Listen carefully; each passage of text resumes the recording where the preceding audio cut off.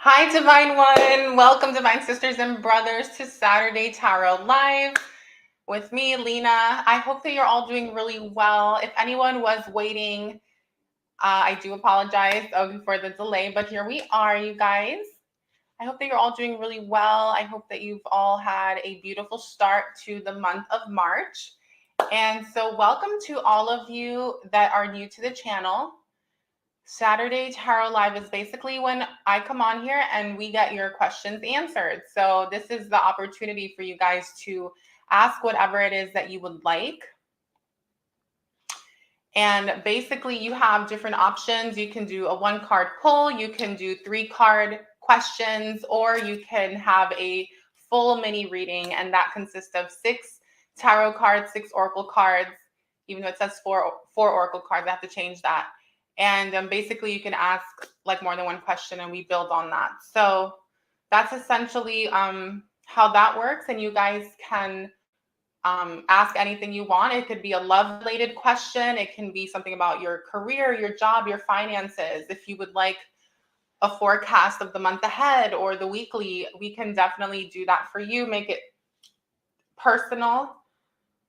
So welcome. Yeah. And thank you to everyone that has been supporting the channel, that has been liking the videos, commenting on the videos, as well as to everyone that participated in last week's live readings. Thank you so much for tuning in. You guys, it did mean a lot. Thank you to Katie. Thank you to Shaylee. And thank you to Laura.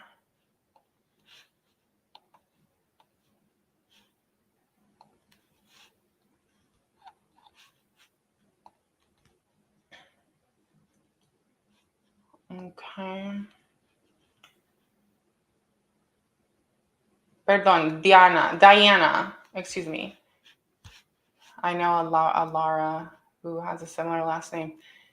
And Diana, and as well as those of you who were in the chat,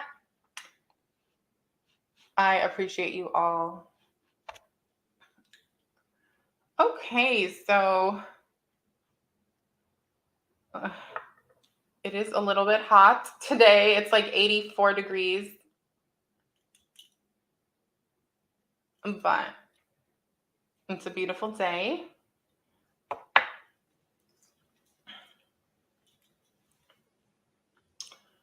Yeah, so whenever you guys are tuning into this, if you're watching on the replay, let me know, leave a comment.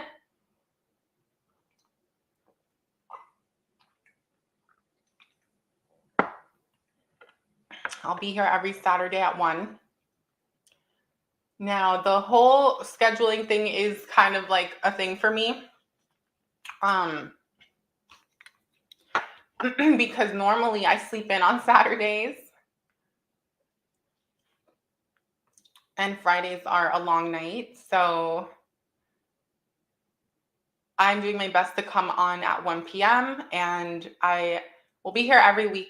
So this is where you guys can find me. And yeah, guys, so the read the description for those of you who want to send donations. Your donations do mean a lot. So thank you to all of you that have donated in the past.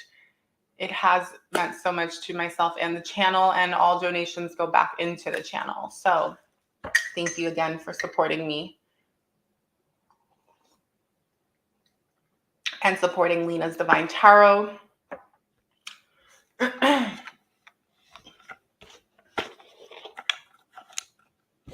It's so hot today. I'm hoping that my room gets colder right now. This is the hottest room in the house because it's a south-facing window.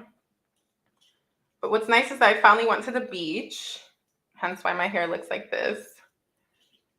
And that was really nice. So can't complain.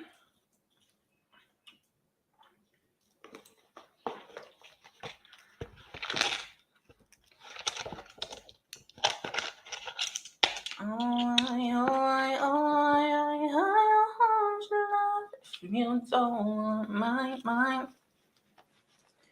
I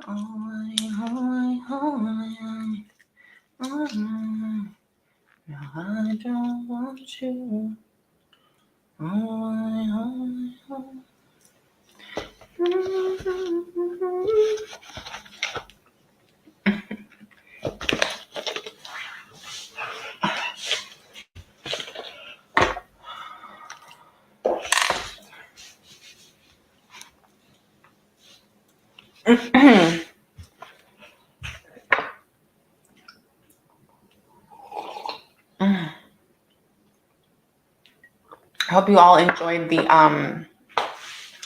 I hope you all enjoyed the love readings that I did yesterday.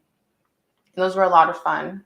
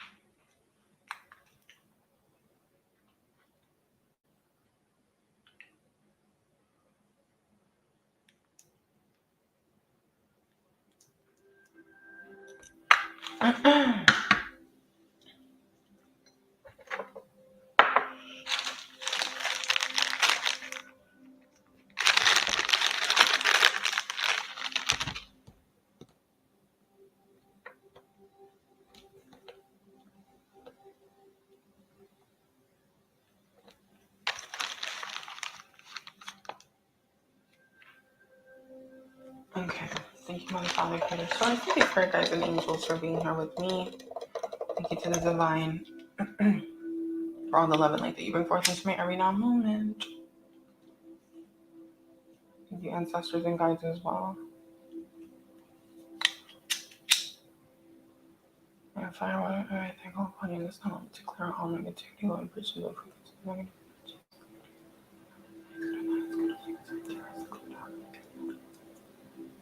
Thank you.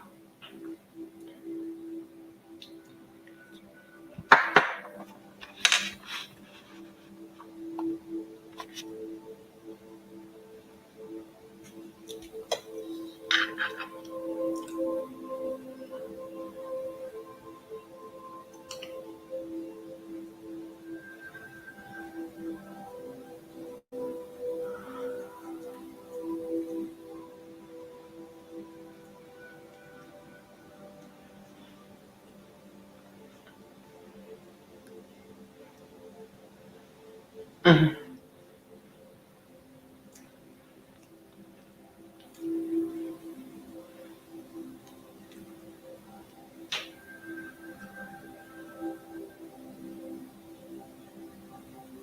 Hi, love. How are you?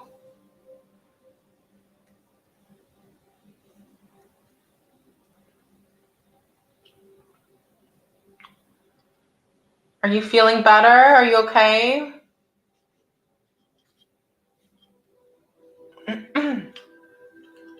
Oh, good. I was worried about you all night.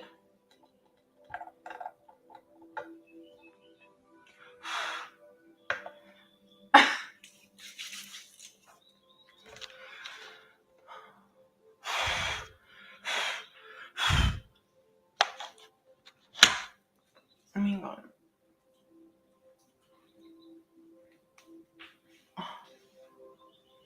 A little bit. I'm going, oh, nice. That's exciting.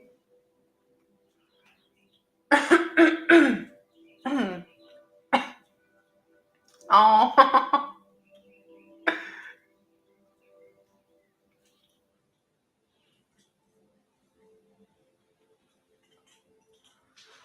that's funny. Oh, yeah. Over here with the side pony. Oh, wow. Wow. Stolen. What state are you in?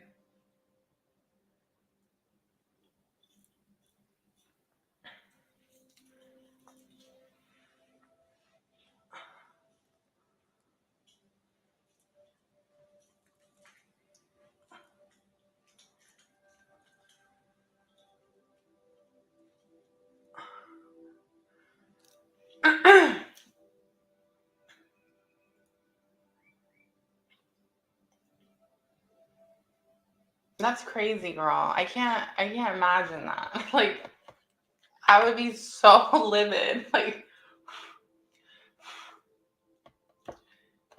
I've been actually meaning to put a camera out in the driveway. Not that I like, I don't know. It's not fear-based. It's just like, I'd rather be secure.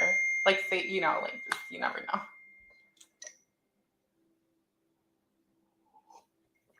That was crazy.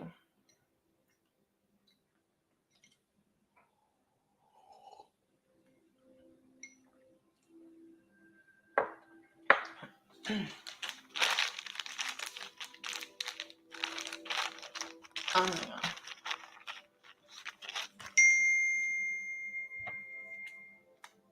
By the way, Shaylee, could you let me know if you can hear the music in the background? And if so, is it too loud? Please.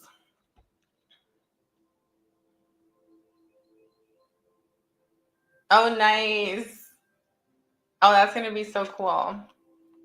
Utah. Oh my God, I've been meaning to go to Utah. I have a lot of like associates from Utah. A lot of the companies I work with are stationed there. Interesting. That's a sign for me because it's like it follows me every time I meet someone or they're from Utah. I'm like, what's in Utah? Like, apparently there's money in Utah. So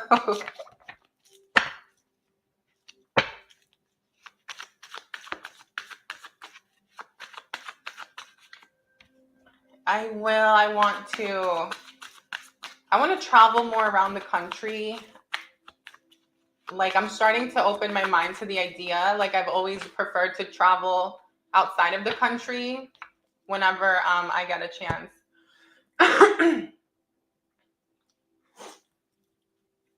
Welcome, Erica. Oh, welcome, girl. Shout out to Georgia, ATL. I do a lot of things.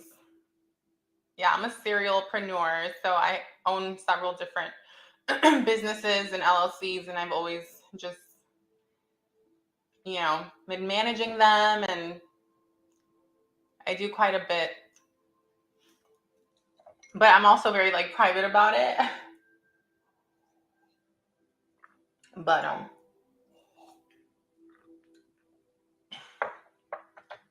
in true Gemini fashion, darling. Gemini moon fashion. I've studied different things. I've done different trainings, and so I've always just been involved in a lot of different things, and I'm in a space where I get to like balance everything and continue cultivating what I'm building for myself. Yeah. But little by little I plan on sharing more.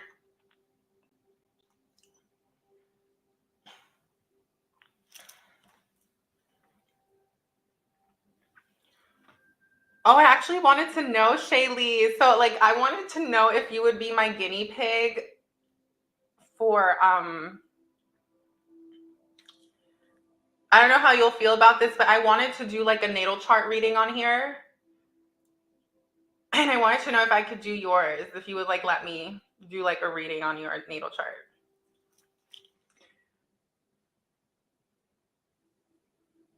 Oh, that's so cool.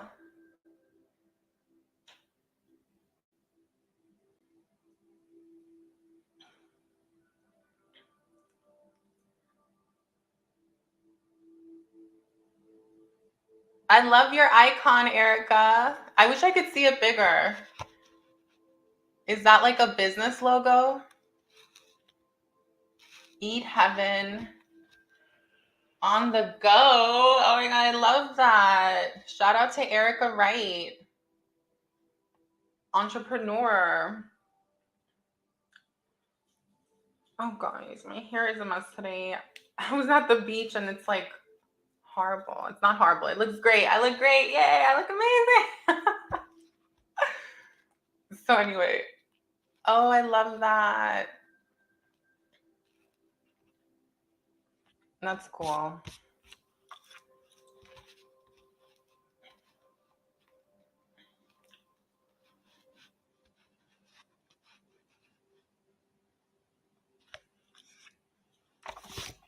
That North Node in Gemini is a pretty cool North Node. Do you feel like you've been learning those lessons? Thanks, girl. I feel like the Gemini North Node is very much about like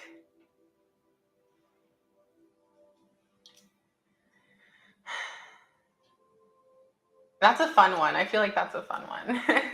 Sometimes I'm like, I wish I had that, even though I have enough Gemini, but just because I feel like the Gemini North Node is actually it's a really fun North Node. Because I feel like the North Node, guys, like for anyone that's tuning in on the replay or whatever, the North Node is very much an energy that we come into as we get older and the more we grow. And obviously, the more aware you are that you can come into it at a younger age. But it's definitely one of those things that I think for a lot of people subconsciously plays out. I spend a lot of time with elder people and like I've always analyzed them. And I feel like they, without knowing, end up being their North Node because the North Node is kind of like that karmic lesson that you're here to learn. It's, you know, who you're like meant to be. That's not really your comfort zone. So the Gemini one's pretty interesting for sure.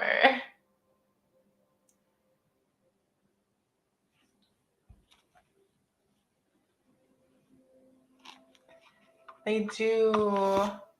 They do. I love our elders. So weird. I was like that's like 8-year-old, 9-year-old child that would like rather hang out with the elders and have conversations than hang out with like kids.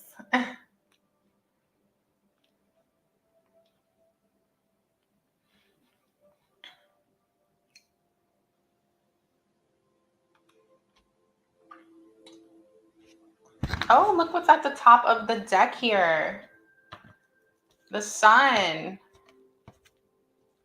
Beautiful. I feel like if you're tuning in, if you're watching this, there's a lot of abundance coming in for you, right?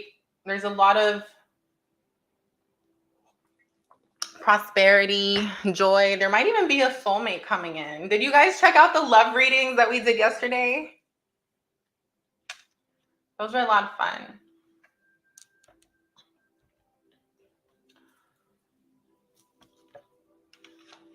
Happy Venus and Jupiter. Oh my God. I've been meeting like a lot of really interesting guys, or men rather, during this time period. It's been very fun to say the least. But so far, none of them have like actually held my attention. Very Jupiterian, like very like out of the blue, like knows how to talk you, like knows how to say the right things, but like is it gonna like be consistent? I also have Uranus conjunct my South Node in Sagittarius. Leo, shout out to Leo. That's awesome. Okay, Shaylee, I want to pull up your North Node. I mean your natal chart, if that's okay. Do you mind sending me the I wish, like, I don't know if you feel comfortable sending it here through chat, or trying to think if there's a different way where you can like send me that so I can pull it up.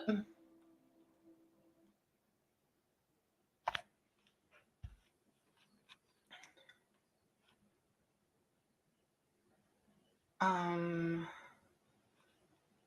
was trying to figure out if I can do this like a split screen. Invite. Okay. So let's see if I can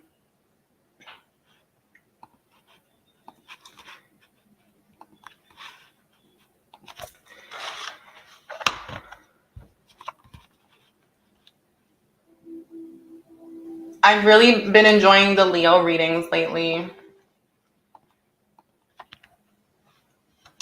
I have a lot of Leos in my life. Okay, so I'm thinking about how I can actually do this. I might have to do it on my iPad, so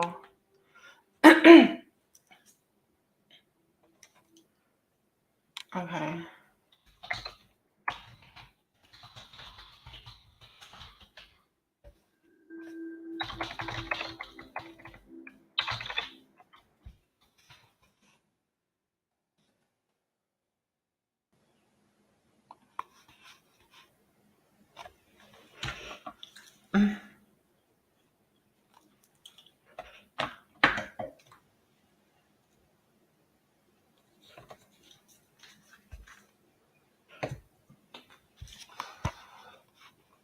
Okay, I'm going to pull it up in a moment. Let me just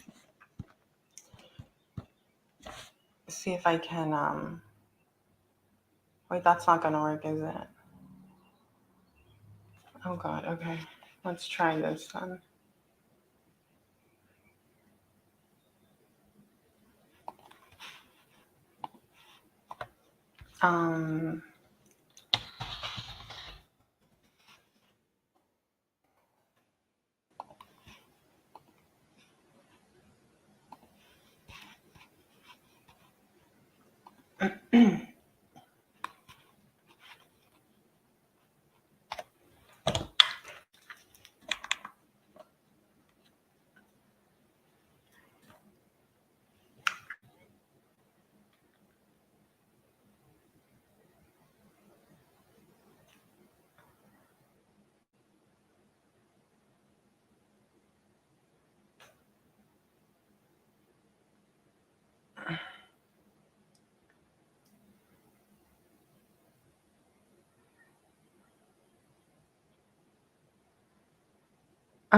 Okay.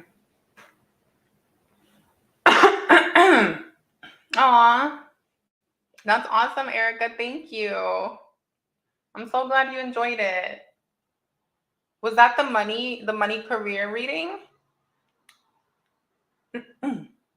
Aw, thank you, girl.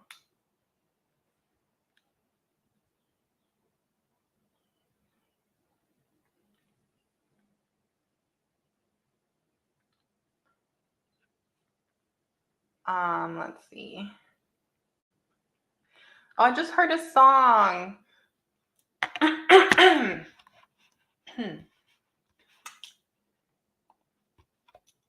Let me see if I can pull up the lyrics. But it's not the old version. It's like the newer one. It's The Tide is High. The tide is high, but I'm holding on. I'm gonna be your number one. I'm not the kind of girl who gives up just like that. Wonder why that's playing in my head. Oh, okay. No worries. Outlook. This is crazy. I'm like, because I lost my beautiful, amazing cable for to connect the iPad. I couldn't find it to the live stream. So now I'm trying to pull up the natal chart on my phone. Let me see. Okay, we got this. Let's go. Okay.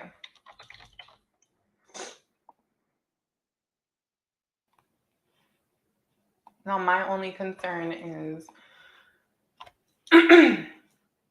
oh, I just realized what I'm doing. Okay. Okay.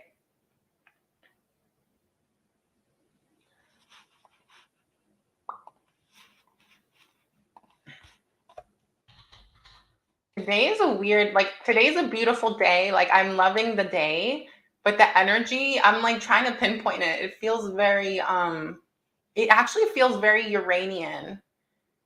It feels very Uranian. I wonder why. 4 plus 7 is 11. Plus 3 is 5. So that would be Mercury.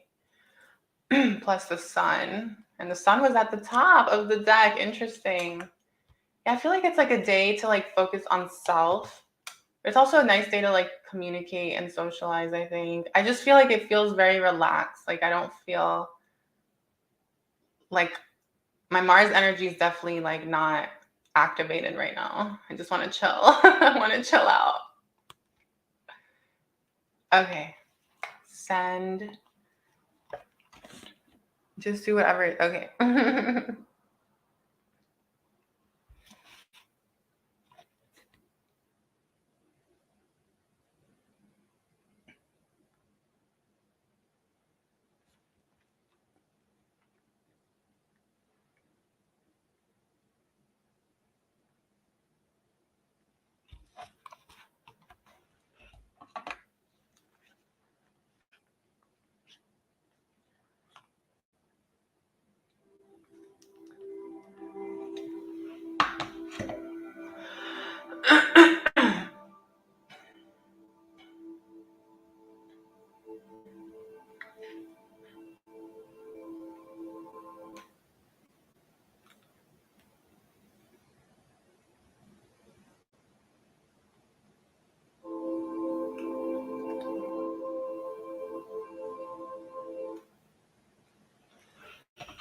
Okay, we're done. We're done with music.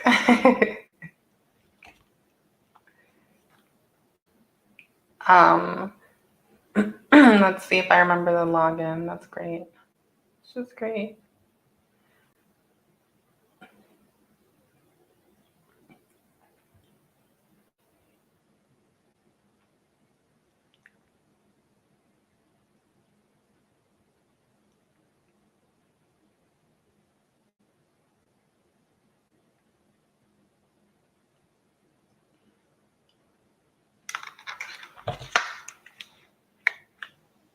But yeah, oh,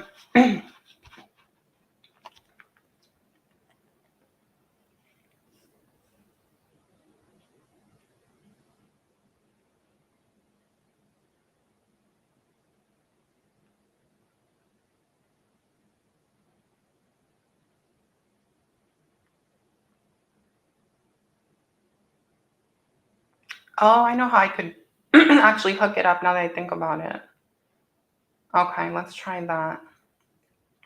All right, let's do that instead. Yeah, I'm just gonna unplug this top camera. Oh, what happened? Oh, okay. And let's try it like this.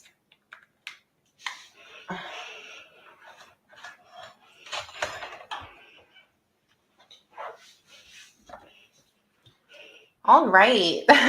So I like using astro.com. And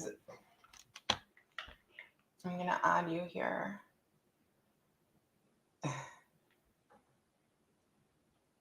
Shaylee.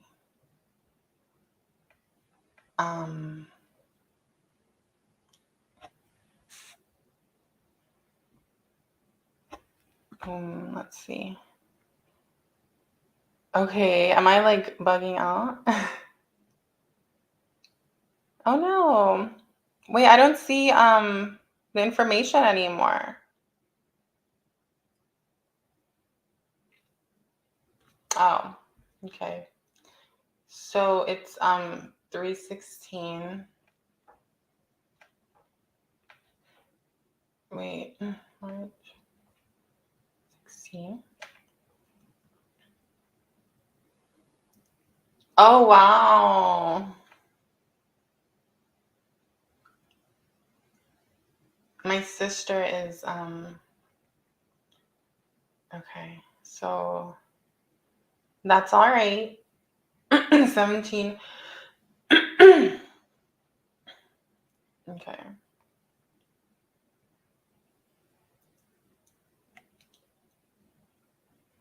Why do I feel like, how do I change? That's interesting. I wonder if this is Eastern Standard Time or like,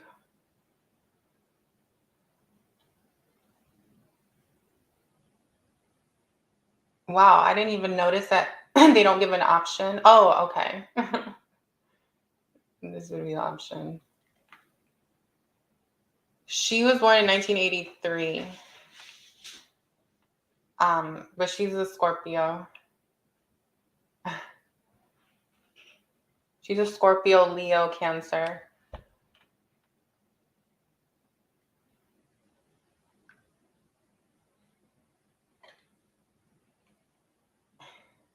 Very interesting combo. I mean, it's a great combo for her. Like, she's done well with it. But, you know.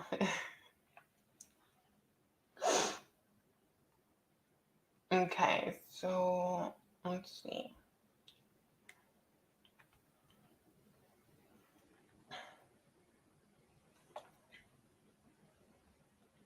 All right, so Shaylee, the sun in Pisces, moon in Virgo.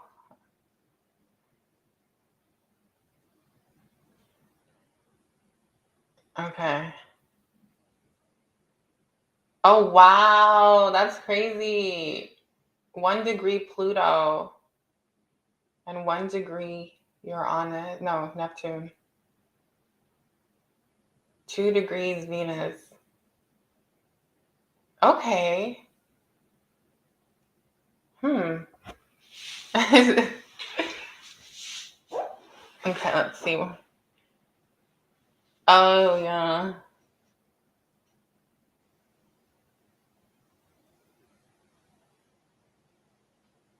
Oh, very cool.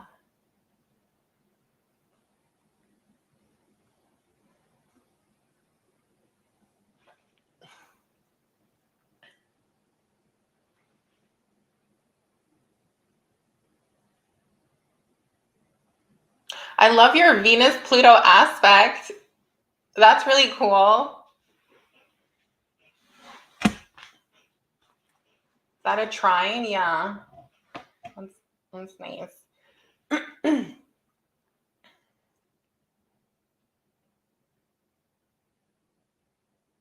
Oh, wow.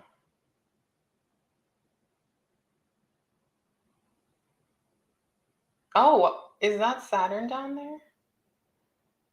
Hmm. Okay. Did you have like a strict mom? Just curious.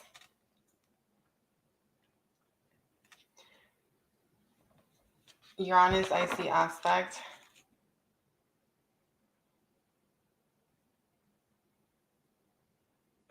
Yeah. Yeah, that's Saturnian mother.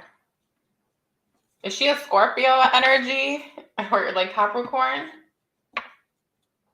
Just curious. You don't get along? Yeah.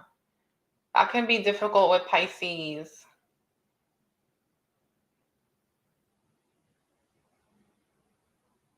She's a Virgo. Oh, of course. There's your moon in Virgo. Wow. Interesting.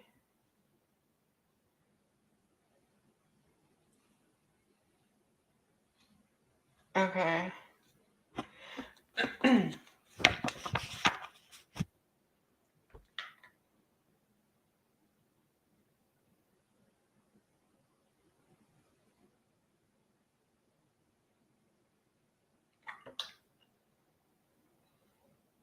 I'm like really like so like amazed by your midheaven.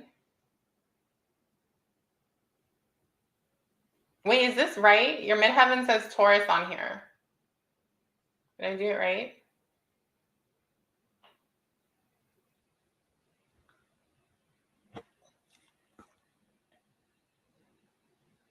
I don't know. It says Taurus midheaven with a Scorpio IC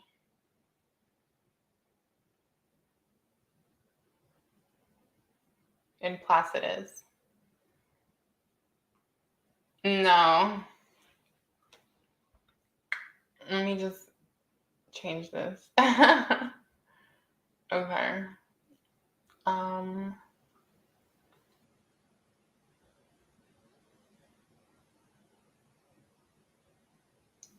oh.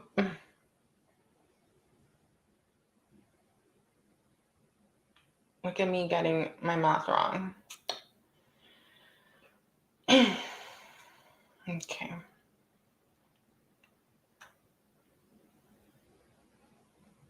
Yeah, so do you want to ask me questions so that I can like answer them? Like what like pretend like because I know you know a lot about your natal chart. Like pretend you don't like there's certain things you don't know or you would like to know so that I can try to answer them. Cuz I'm like it's my first time like doing this live. Like I've done natal chart readings for like people in the past. I don't know why I'm like a deer in headlights right now.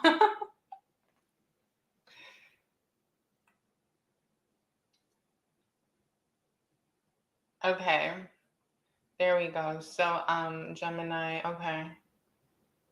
Okay, I see what you're saying. I was like wondering. I was like, are you going to be single forever? Well, well, you do have a 1 degree Pluto still, which was quite interesting. So I feel like it's in your second house. So I do feel like there's been a lot of like ups and downs, right? With like money. There could have been also like a lot of deaths and rebirths. But you know, what's so nice about the Pluto and Scorpio is that we can inherit money, right? It doesn't just have to be from our family. It can be through marriage. I have the same one. But yours is in the second house. So I actually feel, though, like it's more of a personal thing too, huh? It's not in your 8th house. If it were, then that would definitely be like, okay, you can expect some money through marriage. But it's near Libra, huh? And then Venus rules the second, and your Venus is in Scorpio. No, that's Mars. Your Venus is in Pisces. And there's a trine. So I feel like when it comes to love, oh my God, stop it. Oh my God, my condolences. It's crazy.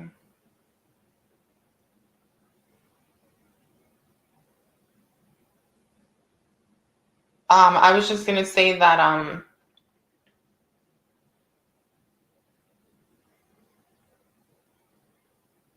okay, so I know it sounds weird, but I feel like you would be compatible with a Virgo energy, right? A Virgo energy. Actually, this sounds kind of weird, but someone with like Virgo and Pisces in their chart would be kind of cool, but like not necessarily a Pisces sun.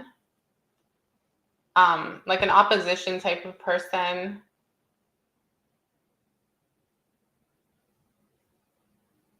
Feel like you're definitely going to be with someone, though, that's very like Venus like. You don't like Virgos? Yeah, I feel like that could be because of like the moon. But like okay, that could be because of the moon, but I do feel like it depends on the rising sign.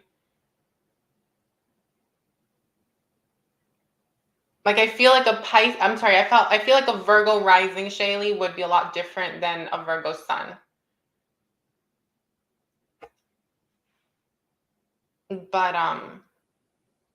yeah, that Virgo sun could be a challenge. But with the Venus energy, like because it has like that 3rd degree Venus, this could be someone with like, for example, like Taurus, Pisces, Libra, okay, type energy. This is definitely someone who's like stable, right? Because you have Pluto in that 2nd house with Libra energy nearby, and then you have that trine with the Venus in the 3rd degree, which is the lowest degree is going to be like your person, right?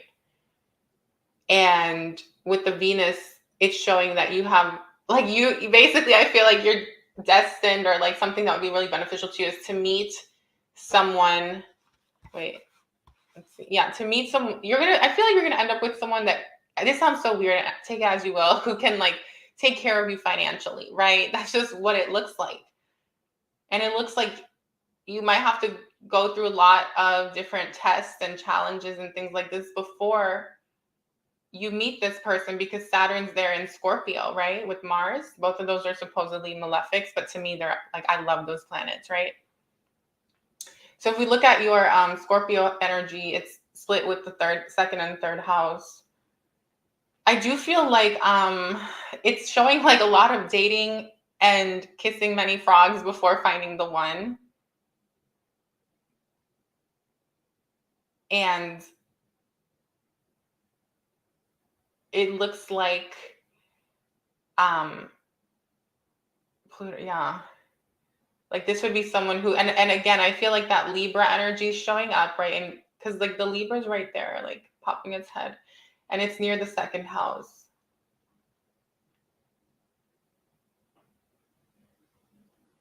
Oh, it is in the 2nd house. Excuse me. So you do have Libra in the 2nd, and then you have Pluto in the 2nd, trining that Venus. I do feel like a Libra energy would be nice. Also, that 3rd degree is like with the Venus is very Venusian. So like Libra, yeah. Let's see where your Taurus. Okay, Chiron. Chiron. And okay, so your 2nd house is definitely challenged, but that's okay. You then have the North Node in Gemini, and then your 3rd house has Mars with Saturn. Yeah, this Scorpio energy, though, is giving me very much money through marriage and financial security like that way. And then the third house, I do feel like could also be like meeting this person through like travel or travel. Oh, you have Chiron in the 9th. Okay. Something about maybe school, right? School or education could have been challenged. This is indicating also like you I feel like starting something later in life. This could be related to your I feel like it's related to career, finances, business, right? Mars, Saturn, Chiron, opposite. Even though it's not marked as an opposition, but I still consider it that. My chart ruler is also in my 8th.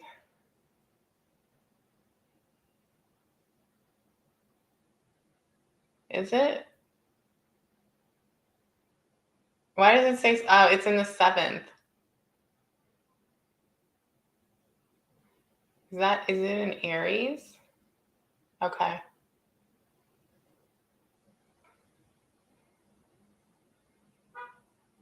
I almost feel, Shaylee, like if like this sounds weird, and I know I'm over here like Miss Little Psychic. I love doing predictions and like whatever. But I do feel like the person that you would end up with would have a lot of Saturnian qualities, and this would be someone who would like be maybe a little strict. And I know like a lot of times we don't want to be with people that are like our parents, especially the parent that's most challenging.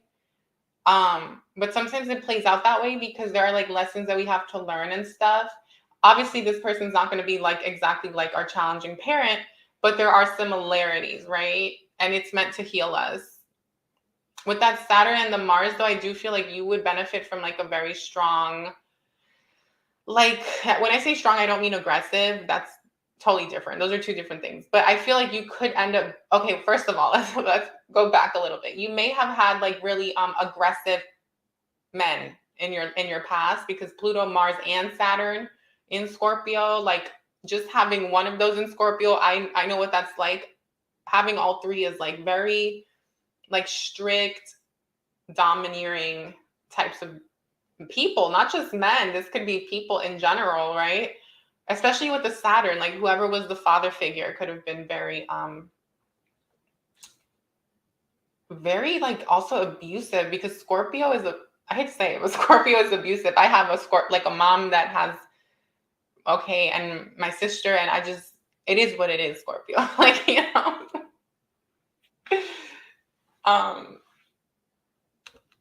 Scorpio is like not it, but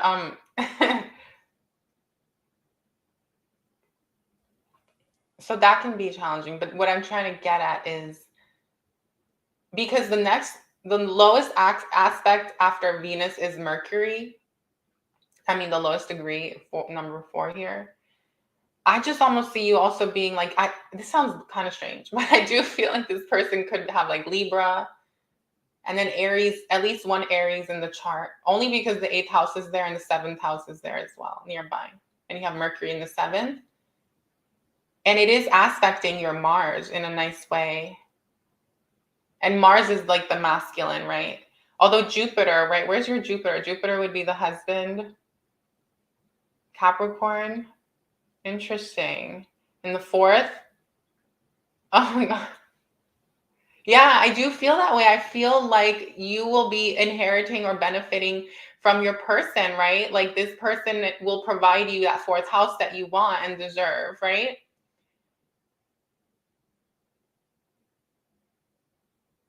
Family, if that's what you want, right? Okay, you said my stepdad is okay. You should look at his synastry. Heavy Saturnian, and yes, they have all been a reason. Okay.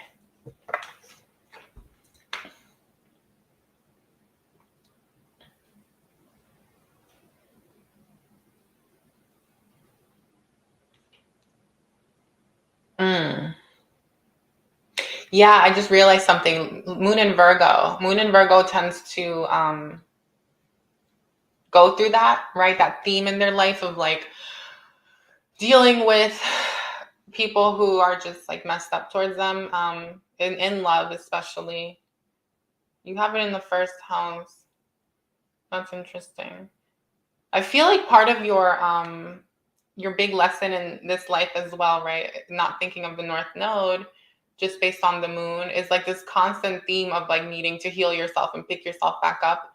I do feel like part of like what's going to bring you the success in relationship and in any area of your life is like really nurturing you. And I know I always talk about that for everyone, but like for you, it really is indicating, right? Like being that mother for yourself, healing all of the inner child stuff and making sure that like you're solid, stable, and secure no matter what, like with or without any, a man in your life or whatever, because it seems like the one thing that's always going to like keep you up is you, right? Like with that moon in the first house. But I really like your seventh house. According to this chart, I really do like your seventh house. What's your highest degree? 28? Okay. Well, let's not consider Chiron as. Okay, what's after Chiron? Mars and the sun. So you yourself have like impulsive tendencies and you like to rush into things maybe. Which there's nothing wrong with that. My chart ruler is Mars, so I have always taken care of myself and have. Wow, yeah, that's actually shown here with the Mars energy and the sun as 26 degrees, right? I mean, Chiron is at 28.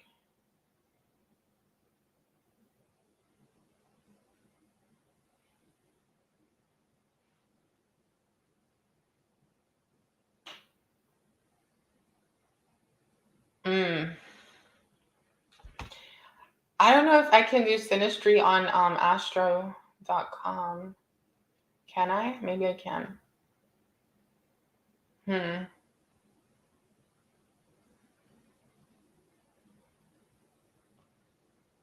Oh, I didn't even look at Juno. Juno is at 0 degree in Gemini.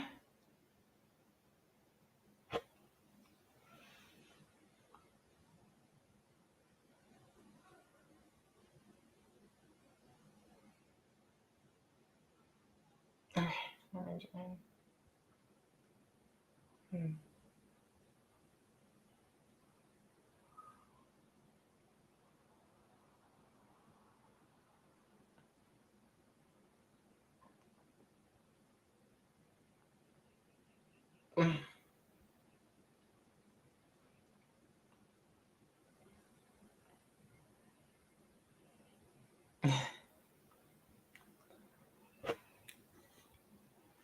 Um, your twin is a Libra. Wait, so am I looking at your twin or someone else? The Capricorn energy, is that someone else?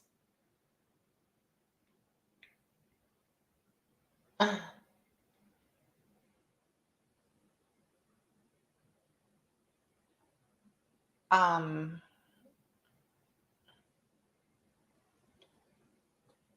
0601 98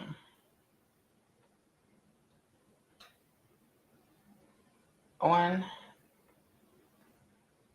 Mexico. Wait, this isn't the guy that you that put you through that, is it? Girl. Okay. Let's see it. Did I get that right? 1998. Tijuana, Mexico. I think that's right? Oh, Tijuana. Oh my God, speaking of Mexico. Okay. Is there anything else? Let's see if we can add.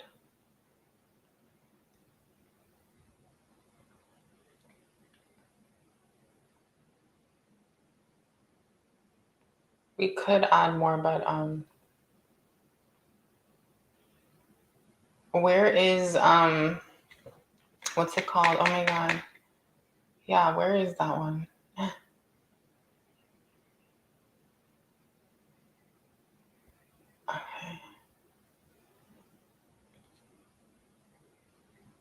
Wonder if it'll add this, but probably not. I forgot how to do it. Okay. Oh, thank you for letting me do this. Okay. Did I do it right? Oh no. What happened?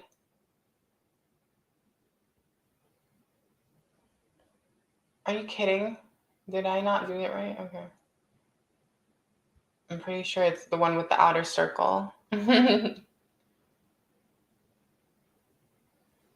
Now am I supposed to be, I've never seen this before. I usually do the synastry on a different website. The start date, I guess now. Blank. Synastry. Yeah. Am I just not seeing something right? Oh, I see. That's how they're doing it. Okay. I'm not used to that. So let's go back and do without the outer circle.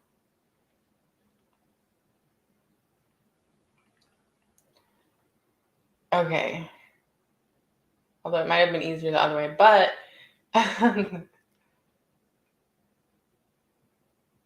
okay.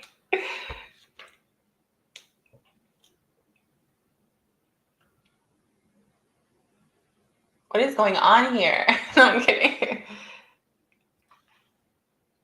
Oh my.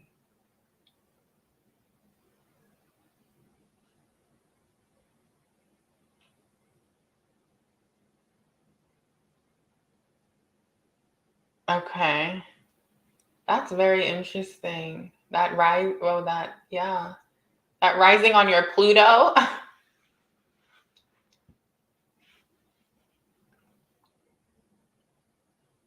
Mm,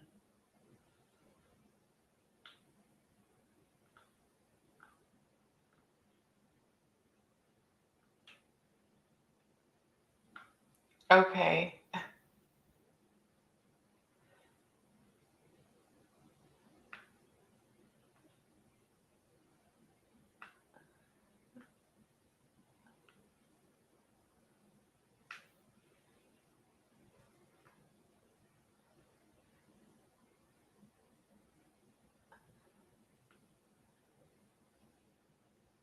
Oh wow. Aries moon. Wait, and you guys get along?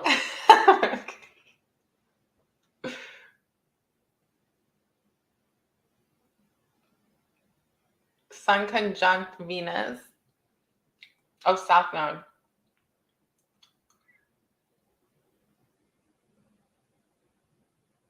Where's your Venus?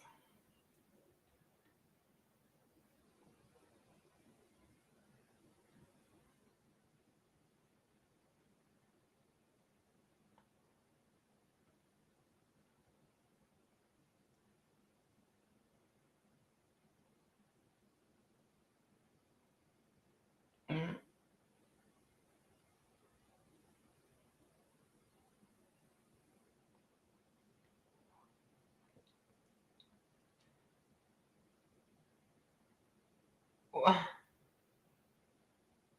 Oh, okay. I'm like, am I bugging out? Interesting. Huh.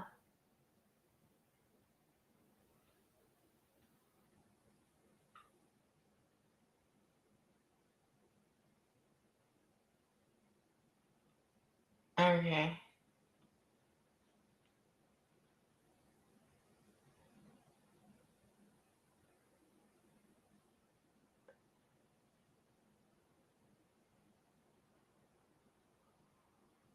Interesting. That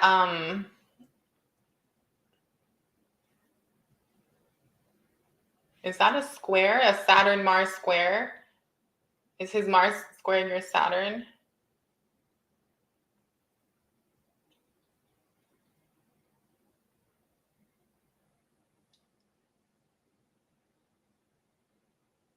Okay, your Mars and your Venus, though, is a sextile. Interesting. Hi, Erica. Pluto, yeah, with his Venus. Okay. Mm. But that's interesting. Okay. Mm. Mm.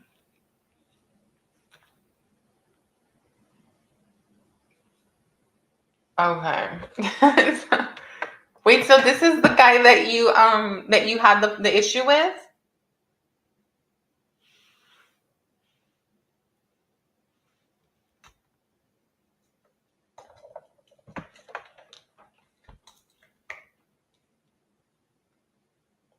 Mm.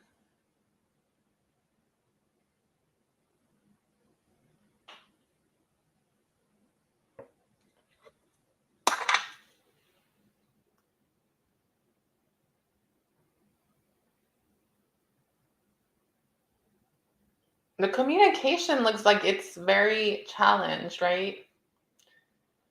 He seems like he could be saying some hurtful, like this seems like someone who would say some hurtful things, right? The double square.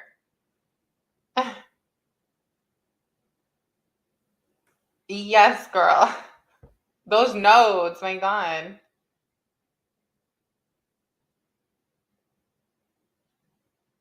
Oh, I see it now. Okay. It's interesting how good communication, you think so? Okay. Where's your oh, that's why. Okay. Well, that's good.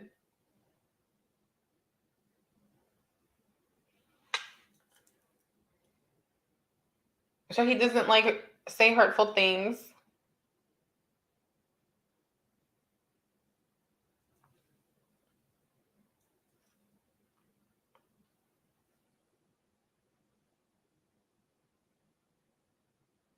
Oh, there's a nice aspect there with the sun and the moon. With your moon and his sun, right? There's a trine. I didn't even see that.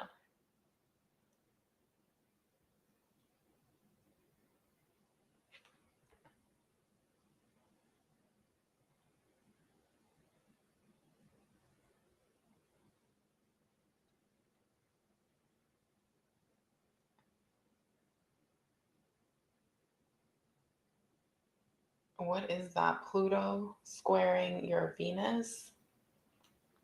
Hmm. I feel like, yeah, there are definitely a lot of lessons here between the two of you and things to learn.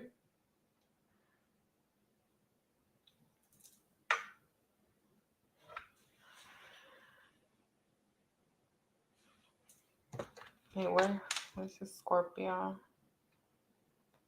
Oh, Chiron. That's interesting. Wow. I find it interesting that he's a Scorpio rising. Yeah. But oh my God, is that how you got hurt? Girl, you like to play with fire. It does feel like it can, like, let me see. What am I? Oh my God, this whole time I could have been looking at the computer screen. That's a lot better. My gosh, now I can actually see the charts.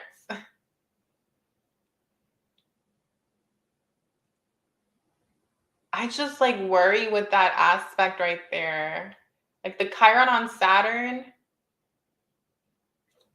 I mean, no one's synastry is perfect, right? Like I guess you could say. And then what was the other thing there? There was like a Mars squaring. Yeah, there was a Mars squared with Are those both of your Mars square? Oh no, I thought those were both of your Mars squared for a moment.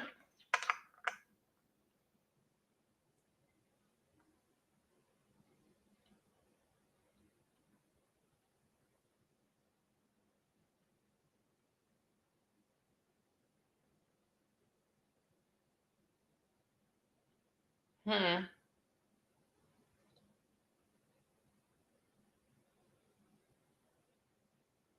Oh, I see. There's that Mars and Moon.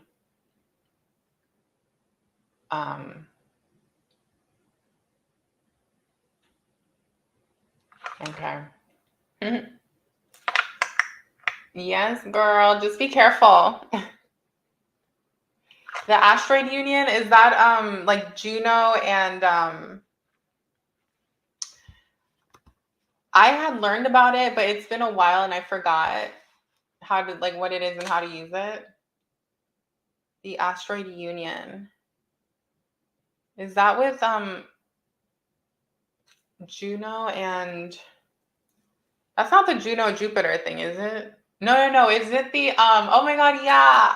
We spoke about it in a video a long time ago and I was like into it. Remind me. Oh my god, I forgot. Yeah. And his is conjunct, it's the marriage one and his is conjunct my Venus. Okay. Oh my god, yeah. Who did I watch on that? It wasn't Astrolata. I was watching someone who really went in on it. Like, it wasn't Astrolata, it was someone else. And she did a whole thing on it. Now that I think about it. It's a girl though who like isn't as big as Astrolata, but she's pretty. She has a lot of following. I forgot. It's how did I forget that? Now I'm so mad at myself. It's not Eros, is it? No, that's like sex. I will have to try and find that. Yeah. I feel like who was it? Who was it? She literally spoke about it. Can't remember. Him and I will have a kid. Girl, I'm gonna look at the tarot for that. Okay. Um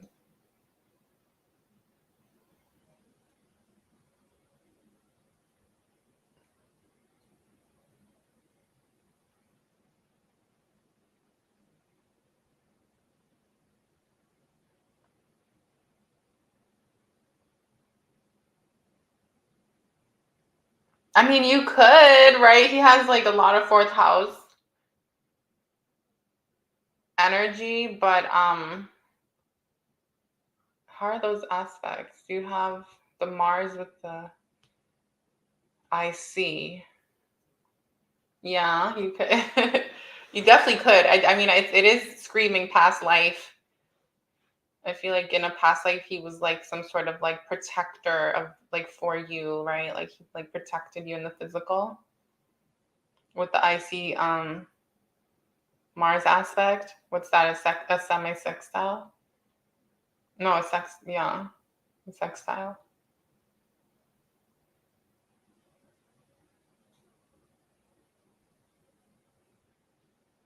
It's actually not a bad combo now that I look at those aspects there. But my thing is, I would love to see. Where's your Venus? And you have Juno in Gemini.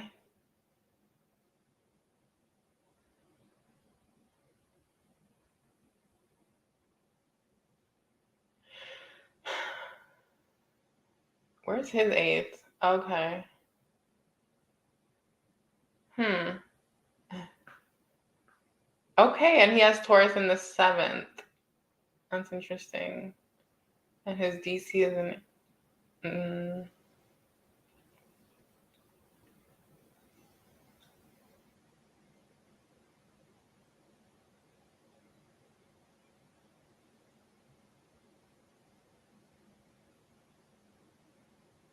I don't know why something's not clicking, Shaylee. You're so funny. Oh my God.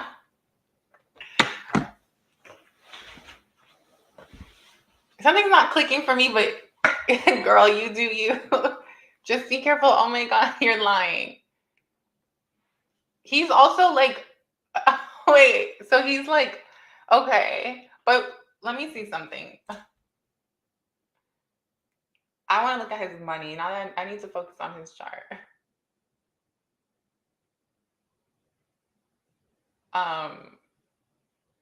Okay.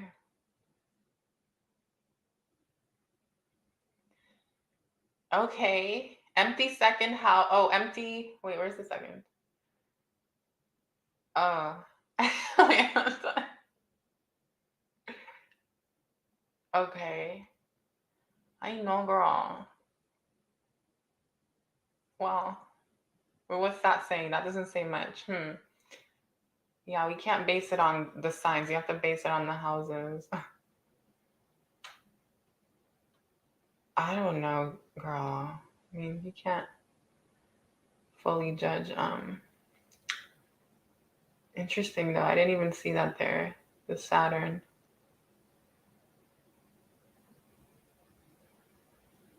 Oh my. Okay. We also aren't sure on the time, which sucks. Oh God. But oh my God, Shaylee. But is this the same guy that what you told me about yesterday? That's not good. You know, I just feel like this is not like you just. I feel so weird even saying this, but just remember this is not professional advice, you know? I was just going to say that I feel like you. Okay, I don't. It sounds weird because I keep saying this and I don't know him, but based on what you've told me and based on what I'm seeing, I do feel like you could do better. And I feel like you deserve better. And I feel like you're meant to be with someone else. But if you're like, you know, well, because like the Chariot does speak about conflict, right? It speaks about conflict. It speaks about struggle. It speaks about challenge and having to move yourself away from this. And you also had the Queen of Swords, but I didn't want to say anything. It was like sitting there while I was doing the chart. It was just looking at me the whole time. There's also Justice. Okay. So it's almost like you need to bring justice into your own life by moving away from, because the Chariot also speaks of like power play and power stuff.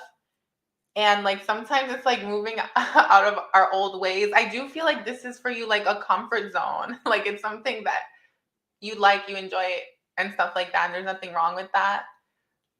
But at the same time, girl, you have to see what happens now. Now you have to wait and see, right?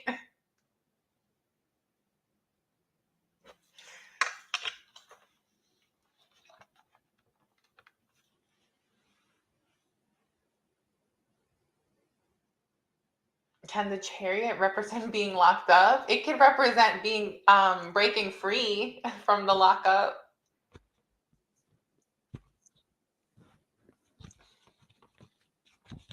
It usually represents like a move of some kind, right? And like action forward out of a situation.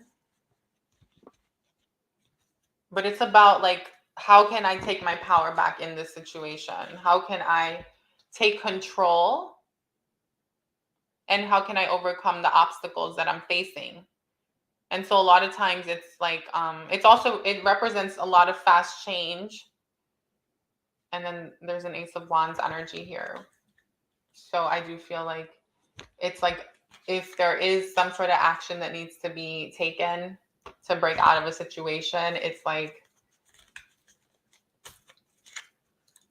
the time would be now. Like I would say there's an opportunity in Aries season or sometime now to try to make some change or try to have some sort of voice be heard in a situation or to advocate for self, things like that. Because for example, the Chariot in a situation like that with the Ace of Wands could indicate like, okay, this is really our time to try to like speak up and get something to shift.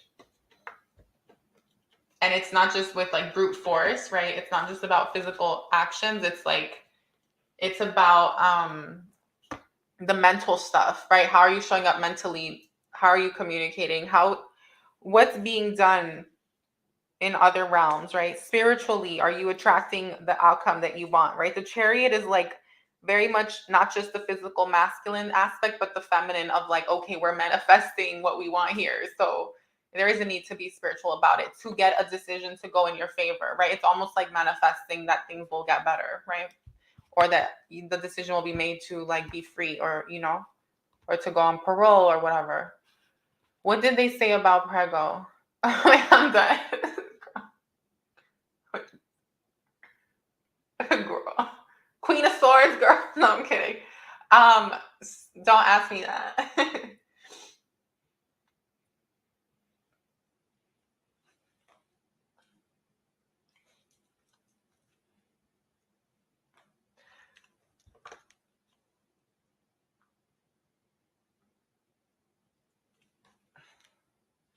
Pray.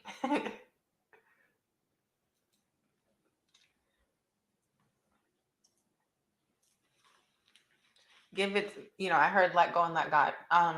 Yeah.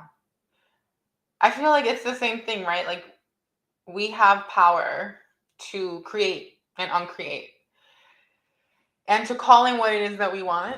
So I think that there's a need to really commune with God. That card said Mother, Father, God. Okay. It's a time to commune with God, with Source, and to really get clear on, like what you want. Because you can create or you can uncreate, if that makes sense, just through your thoughts. Is what I'm trying to say. What is this? What is this? Yes, I meant to have what I thought was one word. Shaylee.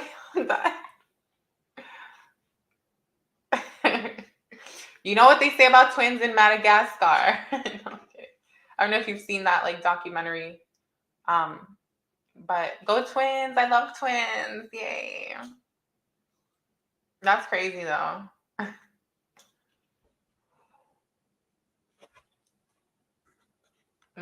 Oh, really?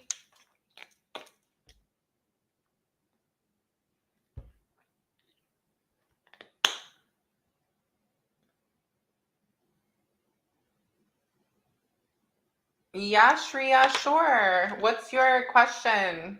Do you want to send a donation? Send a super chat or like a PayPal or whatever. I got you.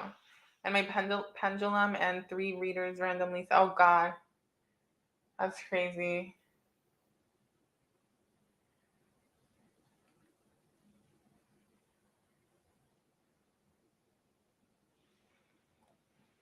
Just let me know.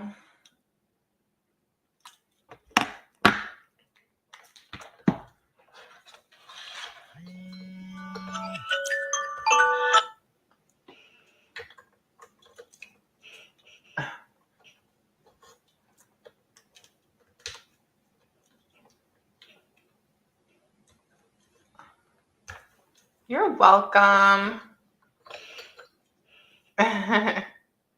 Aw, thanks, girl. I'll have to plan something at some point. By the way, Shaylee, oh my God, I was looking at your picture because I can't really see them. When I'm on live, I only see them after the live. You're so cute. You're so pretty.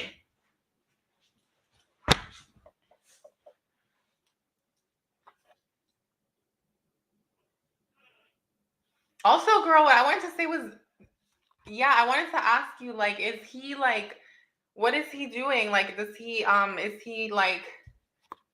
a good career? What's going on?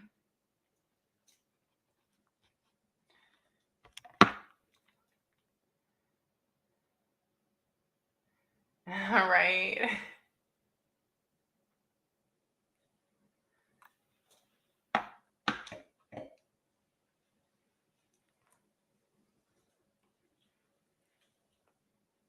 Missing Shaylee. Oh, this is the guy. Oh my God.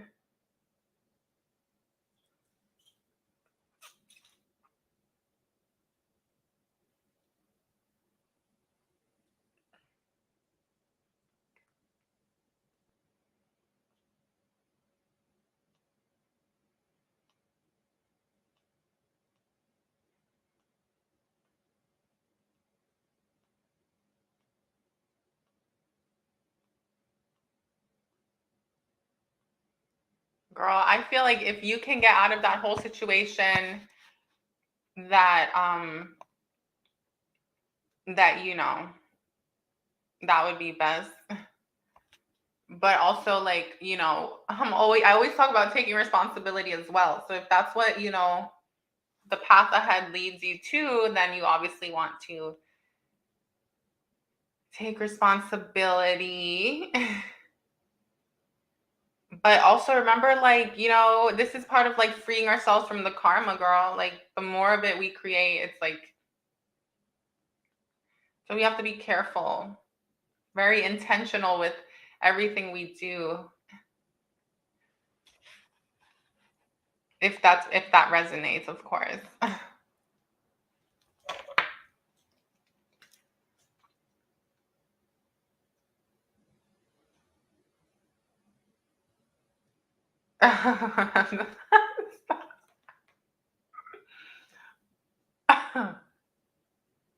Yes, girl.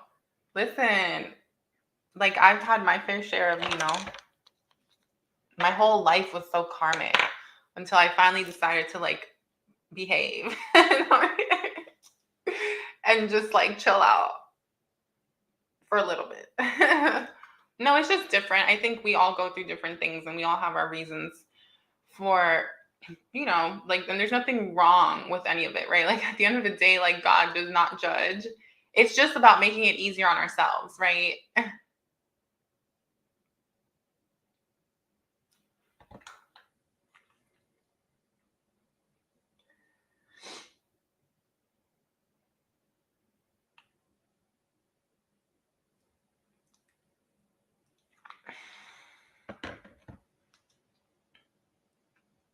I can see that. Oh.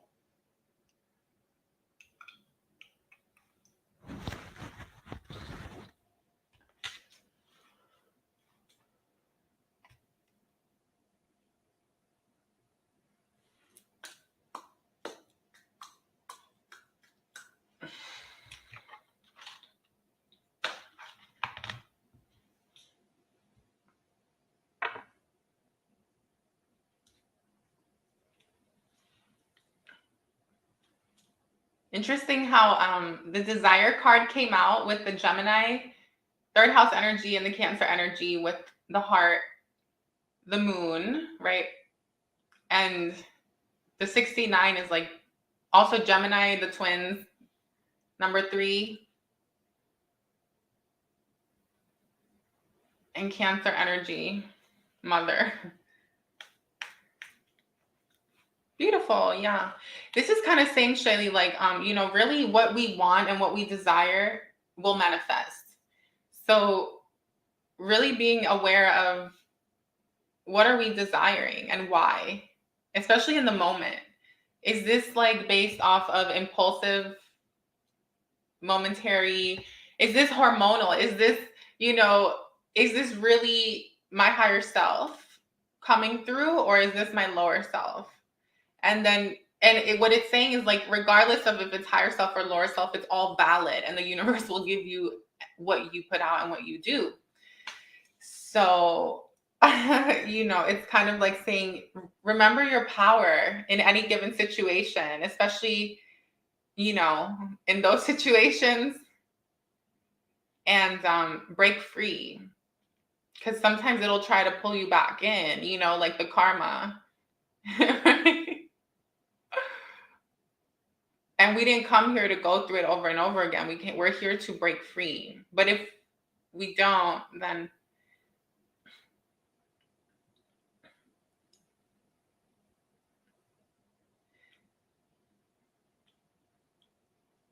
Look, the good thing is that it's never too late, right? To like not repeat something or to like whatever. So that's what's nice about life too. But I personally feel like I always say to like the people in my life that are closest to me, like once we become aware of the difference between a situation of what's serving and what's not, at that point the universe is not going to take it easy on us, because we know. When you don't know, it's like the universe will give you chances because you genuinely don't know, right? Especially when we're younger. The younger we are, it's like we get spared a lot easier. But the older you get, the wiser you get. It's like the universe is like, oh, you already know this, you already learned the lesson, why are you repeating it?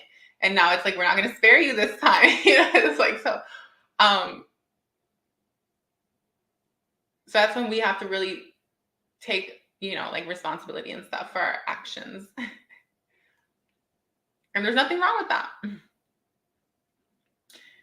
Girl, at this point in my life, I'm like, if the soul tie is strong, I'm out the door. You know what I mean? Like, I'm good. Like, I'm not trying to do all that no more. Like, where's my soulmate? Like fuck my twin. No, I'm kidding. I love my twin, and my twin's amazing and all that, but it runs deep, and it's like, I've done the work. So it's like, why aren't you? Like, okay. It's fine though. It really is, because at the end of the day, it's all about yourself, right? It really needs to be about you. Like, it needs to be about us. It needs to be about us. And that's why, it's like so important who we give ourselves to, who we get involved with, because like, it is all soul tie.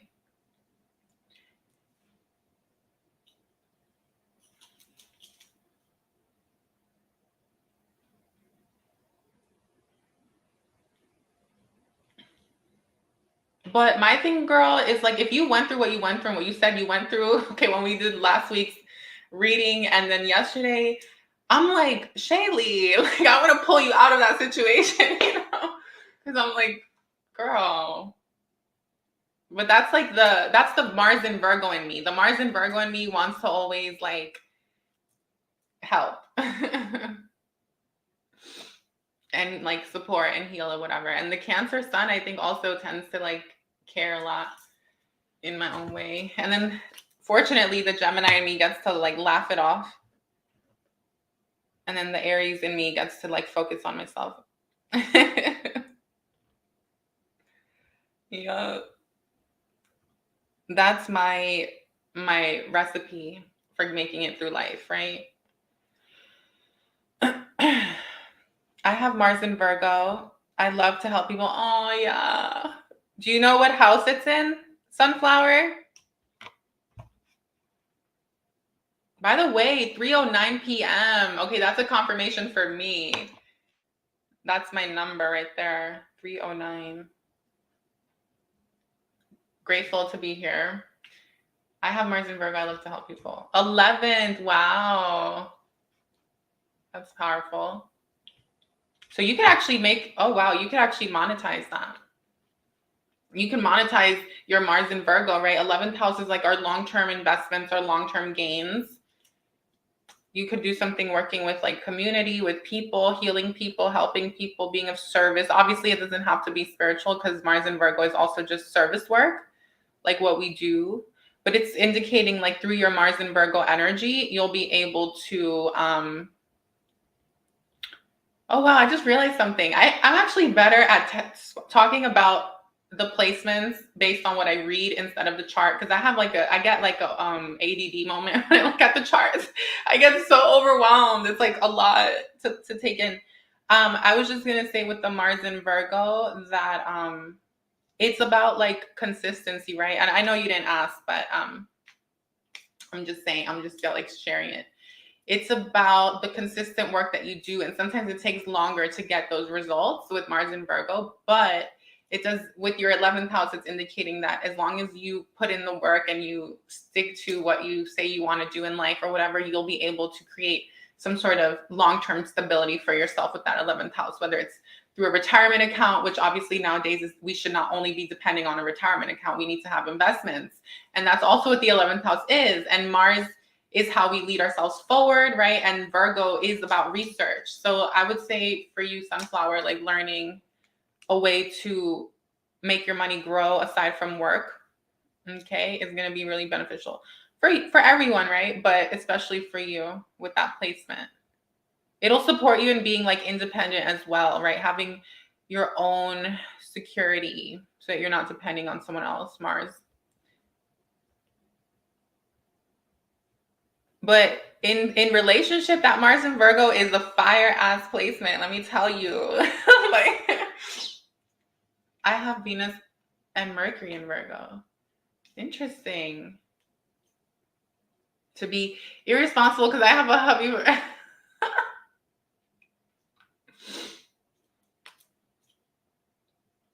Yes, Erica. Shaylee, you are too funny. Shaylee, I feel like you are going to, like, I don't really feel like this person that, you know, whatever, but I truly feel, like, I almost felt like saying I know, but I just feel strongly that you will find someone that's like going to, like what we spoke about your chart with I think it was your 8th house, right? The 2nd, the 8th, and it was something else, right? Those money houses, girl. It's to focus on those money houses. I feel like you really want someone who has their 2nd and their 8th house like going on, okay? And the 4th house too. Like that guy did have the 4th house going on though, so so that's nice. The Capricorn guy, but I don't know, and he's like really young, so I don't know. Anyway, I have Venus and Mercury in Virgo, but you're good, girl. Live your life. Live your best life.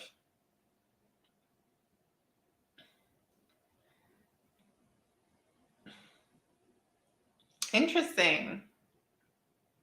So yeah, there's definitely like a big connection with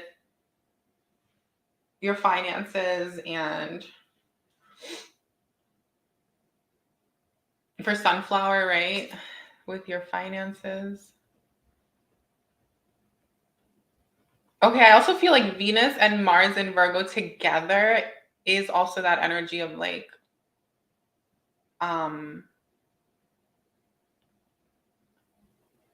well, because Venus is how we make money, right? It's how we obtain our wealth. And it also has to do with love. Virgo's very like caring. Like we make really good like wives. Anyone with Virgo, especially Virgo moon, my Shaylee girl, like for you, for example, like a lot of men, and this is just something I've seen with the Virgo moon women that I know. A lot of men will like get too used to like any Virgo, okay, any Virgo placement. They'll get too spoiled by us, like by what we give, right? Because that Virgo energy is very giving. Run if he's a Capricorn. Oh,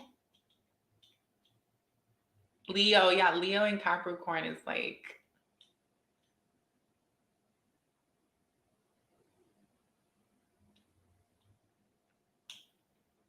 yeah, because like Virgo is like, we're there no matter what. Like we are very loyal to the people we're with. And sometimes they know that because we show it early on, you know, in different ways, obviously. Like for me, like with the Mars in Virgo, I have it in the 6th house. It's like very much like this energy of like, I know what I need to like need to do when I really want to like keep someone. But it's toxic. I feel like it ends up being toxic because it's like, am I only doing these things to like keep the person? Or because this is truly what I want to do? And sometimes Virgo will end up kind of pretending that they want to do things and play along just to make the other person happy. My mom's a Virgo.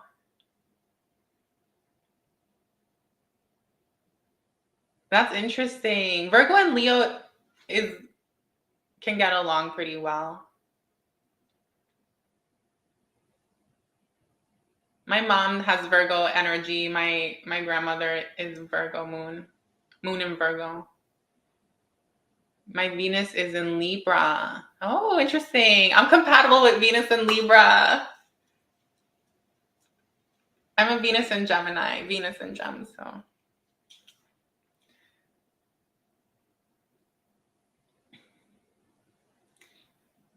Venus and Libra tends to, that's a really nice placement, right? Venus is exalted in Libra.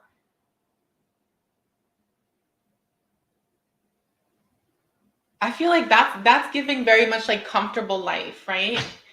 Venus in Libra is like that energy of like, I have my husband or whatever, my wife or whatever, and we together are building our material, lives. And we have comforts and we've done well for ourselves. Like that's that energy. My soon to be ex-husband, Capricorn trash. No, I can see why you've had bad experiences with Capricorn. I personally love Capricorns just because I'm a Cancer, Sun in Cancer, so Capricorns do it for me. Like, but Capricorn, like I get it. I haven't been able to actually master the Capricorn. Like there are certain signs that I understand like how they operate and stuff. But the Capricorn for me can like sometimes like not show all their cards, and so therefore it leaves like so much like uncertainty sometimes, and it can bring a lot of like insecurity because you don't really know what your Capricorn person, unless they tell you, obviously. Like I've had one Capricorn relationship, but he had a Cancer, he was the moon in Cancer, and so that made it different. And so he was really like actually quite open and giving and loving and a great provider. Like that's one thing I do. Well, I think it depends what else is in their chart and stuff like that. And of course it depends on what else is in their chart, right? But Cancer, Capricorn, those are both provider energies. If it was like like I remember I met this Capricorn sun guy with the moon in Gemini, a mess. Okay. My Venus is close to Aqua. I sometimes resonate with that.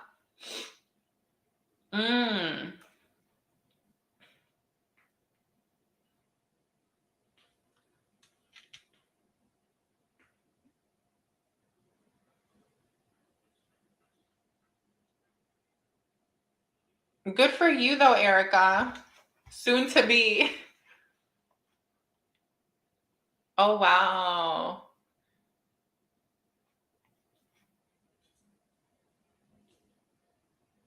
Yeah, Shaylee, Capricorns are not a bad sign for you because of the Virgo and the Pisces. Both of those are your sun and your moon, right? Get along with Capricorn. And Capricorn's really awesome. I think like a Capricorn sun with like a what was the rising? I forgot that we spoke about for based on your chart. I think it was a Libra rising, right? No. Something about Libra. So like Capricorn, Libra, right? Their 7th house, 2nd house, 8th or 10th would be awesome.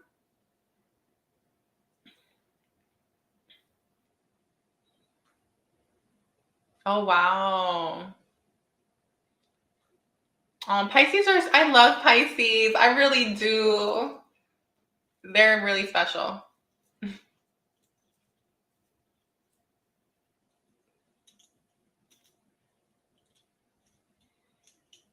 Pisces are definitely special. My God. If we were to talk about, I mean, I know a lot of people talk about Geminis being very complex and stuff, but we're really not, right? If once you learn how we operate, it's like not that complicated. But Pisces, I feel like Pisces is very like well versed. Okay, so it's like the spiritual side, the emotional side. It's like there's so much to them, and they're also very cerebral, right?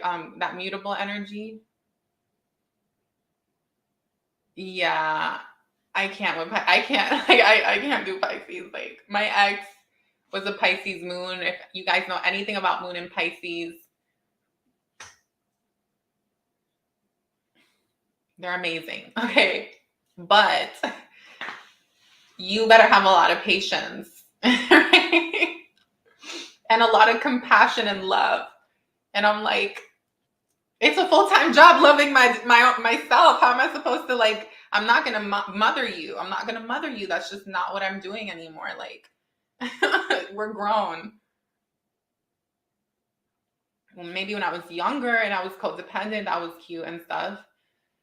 But Pisces is special for sure. I love Pisces. I just, like, a lot of my best friends have been Pisces, right? I'm a Cancer, but when it comes to dating, it can be tough for me because as loving as I am, I'm very loving, I'm very giving, and I love to, like, do all the lovey-dovey stuff.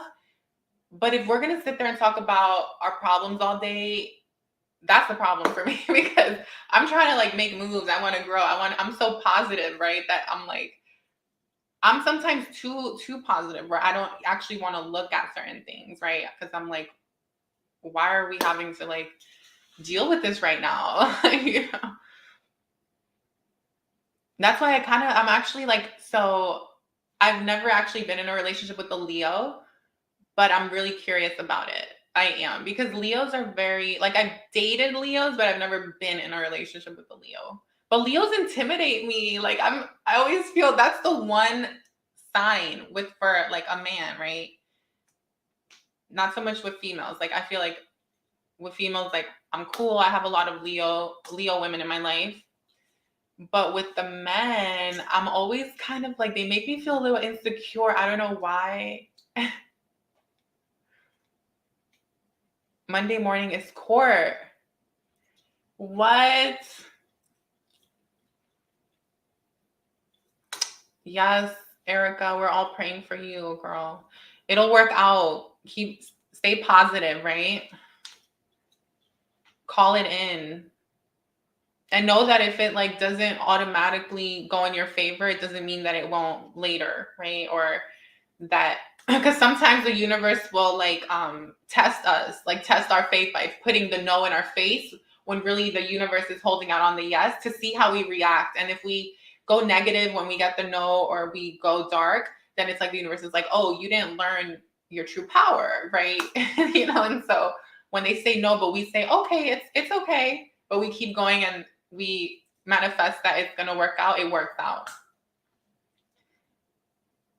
I'm sorry, my Virgo. Aquarius. Wait, Aquarius for who? What I'm really looking for is, like, well, okay, let me stop. My Virgo sun, Pisces moon X. Yes. Okay. Like, and you know, you have sunflower, you have so much Mercury in you. So it's like you want to move fast. And the Pisces moon is, yeah.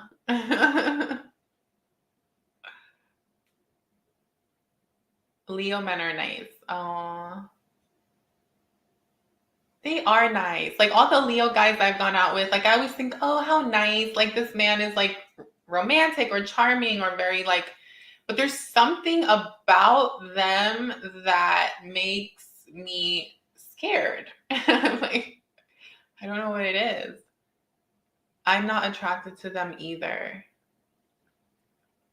Is there any future with Aries, or should I move on? Okay, Janat Lammy, send a donation. You can send it through PayPal or Super Chat or whatever, and we'll find out. I'll pull some cards for you, okay? Leo men are definitely different from the women. Yeah.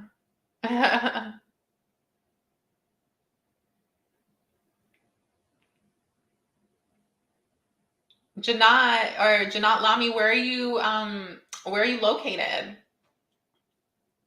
We have ATL, Utah, Florida.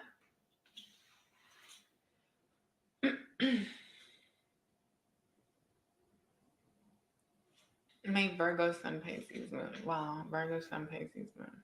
That's interesting. I feel like Virgo sun Pisces moon is a recipe for, like, analysis paralysis. Okay. between the Virgo analytical side and the Pisces moon, like insecurity. It's like, and guys, if anyone's watching on the replay, like there is nothing wrong with any of these placements, guys. We all have positive and negative. We all have strengths and weaknesses. So don't ever take anything to offense. It's important to know what our strengths and our weaknesses are. Is he going to contact me? The Capricorn? Okay. Let me just set up my camera up top because I want to give you the cards. The card view.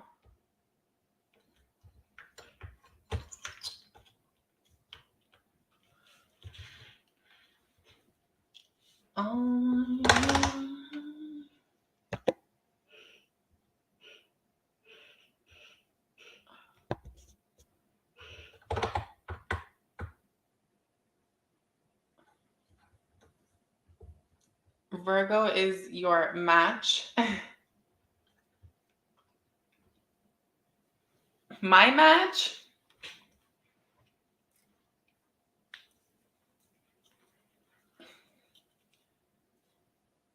Is there any? Okay. So yeah, Janat, send a donation and I got you, girl. Or got, yeah. Okay, so Shaylee. Is he going to contact me? Let's do your 3-card reading. Okay, thank you, Mother, Father, Creator, Source. Thank you, God, Source. Thank you, Universe and the Divine, for being here. Thank you, angels. I call upon you this now moment to shield and cocoon you divine white light and unconditional love as I deliver this message to Shaylee. Thank you, and so it is. All right. So, Capricorn. Wow, Aquarius moon. That's awesome. I'm very compatible with Libra moon, Aquarius moon. I don't have too much experience with you guys, but I definitely want to get to know that moon a lot better. Oh, girl. Did you see the test card? Okay, for Shaylee, please. Okay. Oh, 3 cards fell out. Okay, Judgment, 5 of Pentacles, 7 of Cups. Shaylee.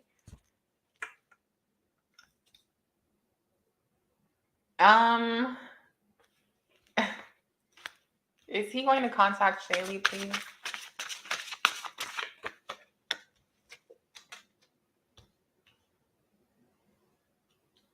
Okay. I feel like there's definitely a decision, right? There's a decision. Venus number 5. Okay. It looks like, okay, well, I'm not just saying this because of what you told me, but it does have to do with that, right? Okay, Virgo, 8 of Cups. Shaylee. I was reading this differently. Okay, so it looks like he's trying to like problem solve his finances, right? Okay. We know that's an issue. He's definitely in this process of figuring that out. Jupiter energy. I feel like he might reach out, but I also feel like there's a decision being made here about I cannot be in this relationship because my situation is not where it needs to be, right? 8 of Cups, walking away, abandoning a situation. So I feel like even if he did reach out to you, Shaylee, he might end up walking away, Shaylee. And like, I don't know if you were kidding about the twins, but I feel like if he does walk away, it's one of those situations where like it's a blessing in disguise, girl. It's like, it's almost like the universe knows that if it were up to you, you would stay.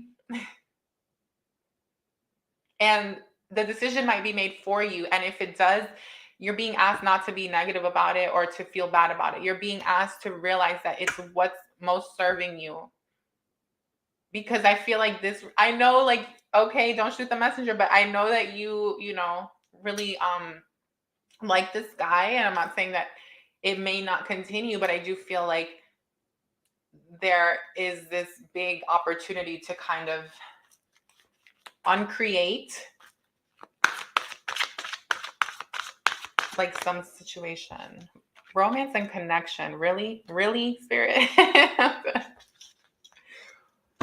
I also do feel, Shaylee, like if you were to stay with him, right, or you guys decide judgment to stay together, just remember Jupiter energy, Sag energy, and he has that ninth house. I think it was the ninth house or the Sagittarius energy. I can't remember right now.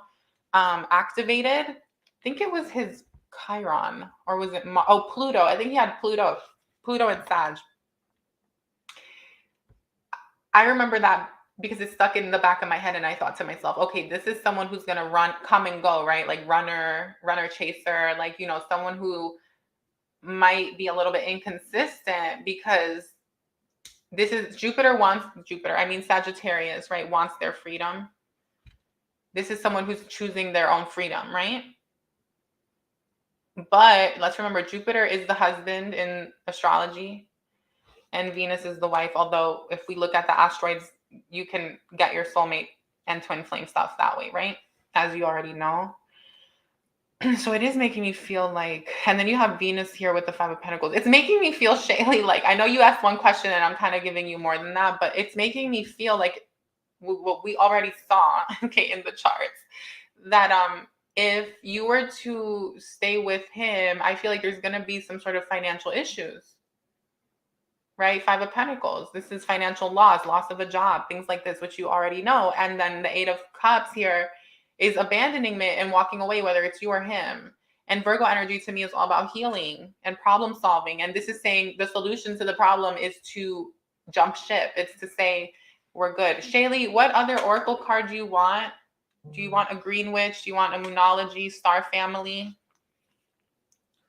You're welcome, girl. You know I love you, girl. You've been like part of the channel like for a while, for I think like over a year, right? Your choice. Oh, Shaylee, look what came out again. That's crazy. And you said your choice, and I heard, no, Shaylee, it's yours. In terms of, you know what I mean? So yay or nay?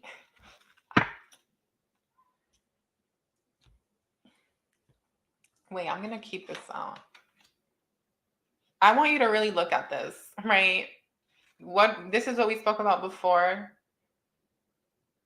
Wait, I'm bugging out. This is not the same card. The other card was the Desire card. I'm sorry. They look very much the same. They look very much the same, girl. It's the green color, right? Healing your heart chakra, healing yourself. You have the Cancer energy, the fourth house energy again with the mother, except that the other card, which was this one that came out before, has the Gemini energy with the twins. Okay. To me, this is saying Eight of Cups, health, right? Virgo health, abandoning a situation. Okay. When it comes to, is he going to contact you? Judgment, Jupiter. I feel like this is what I feel. This is what the cards are saying, is that he is going to choose himself at this time. He's going to choose to figure out his financial issues because he doesn't, he's unemployed or whatever. He might come in with an offer, girl, because the Sagittarians will do that. They don't care. Like, the Sagittarius has no shame. Okay, I dealt with one for 5 years. I'm sorry. And it's not my personal bias. I'm like letting you know that this is someone who, regardless of their situation, knowing that maybe certain things, whatever, will come in and make a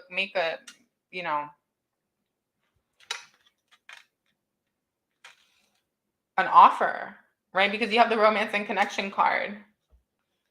Expect powerful change. Okay. This could indicate a change. So Shaylee, this is what I'm going to say to you. If he gets a new job, if he gets a better job, if he gets his finances in order and there's some sort of shift, I think it can be really, really nice. I do think he's going to reach out. But just because he reaches out does not mean that he's choosing to commit. Because look at the tarot.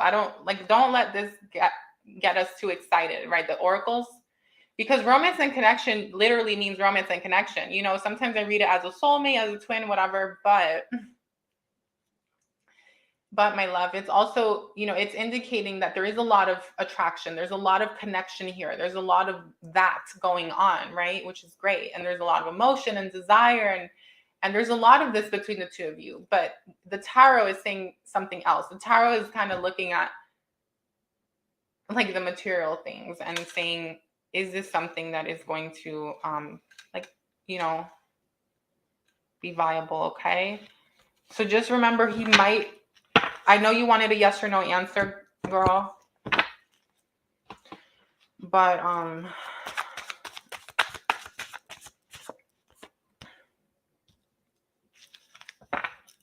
okay. This to me is kind of saying yes, but I feel like also you guys would benefit from like counseling or therapy if you decided to make it work, right? Especially with what you told me, my love, okay? So that's kind of what I have for you. I feel like it can go both ways, and this is why we're not getting a yes or no, Shaylee. I feel like he will reach out is kind of what I'm feeling. Now, is the commitment going to be there at first? I don't know. I think he wants to figure out his financials. But this is what worries me here. Especially knowing that you're a Virgo moon, right? Because if he doesn't reach out, which was my initial hunch, right? Because of what I said, right? Is this you feeling this way, 8 of Cups, abandoned? So we're going to have to you're going to have to wait and see, girl. What I would say, let's give it a week. And let's say, for example, he doesn't reach out. What is the Hierophant saying? The Hierophant is really saying that, it's like I always say, guys, me. It's time to really focus on yourself and your healing, right? The Sun card with the Cancer energy, 4th house. This is about nurturing yourself, loving and healing. Double Leo.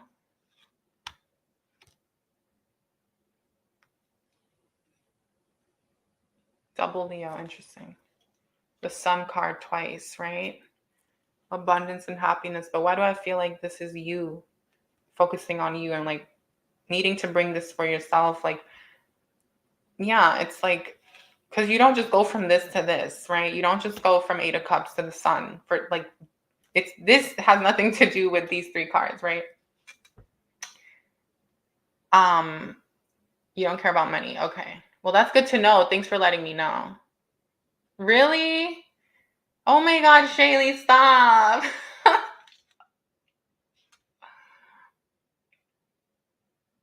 That's crazy. I mean, you have Cancer, triple, right?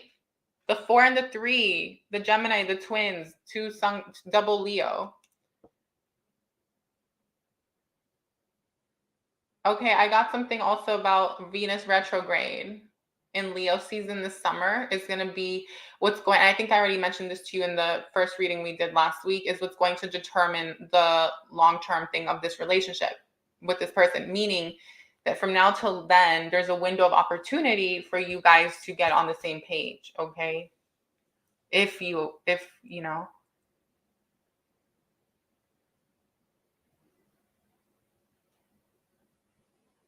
Oh my God, Shaylee. Shaylee, I'm done. Shaylee. Okay, listen. We're here to play out our stuff from past lives. So, like I said, it's about, owning it.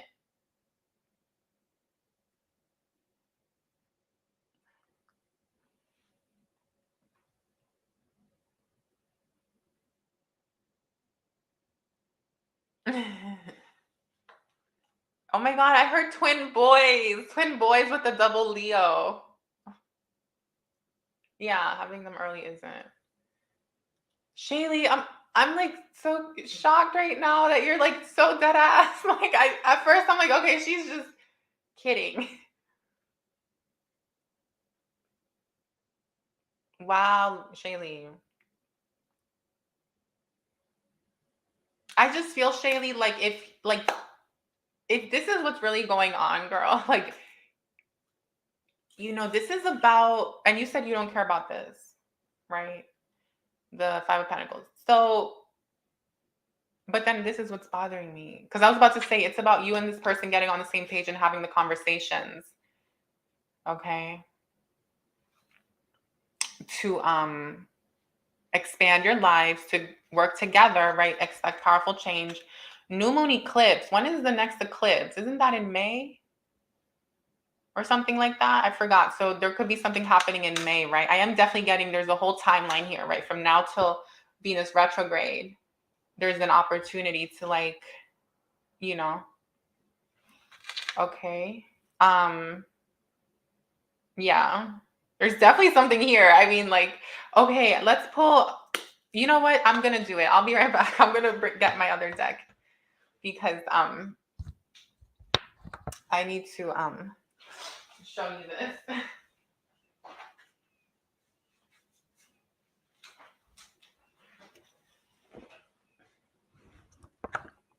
Okay, so we're going to go ahead and pull from this deck for you, Shaylee. If anyone else wants a reading, you can send a $5, $10, $15, $20 donation, whatever you want. I got you. Welcome, PU. Okay, I just want to know, okay, what is this connection? Please, spirit guides, angels, thank you, higher self. Anything unaligned must go. Anything that is not of the light is not welcome here. Not always, and so it is. Okay.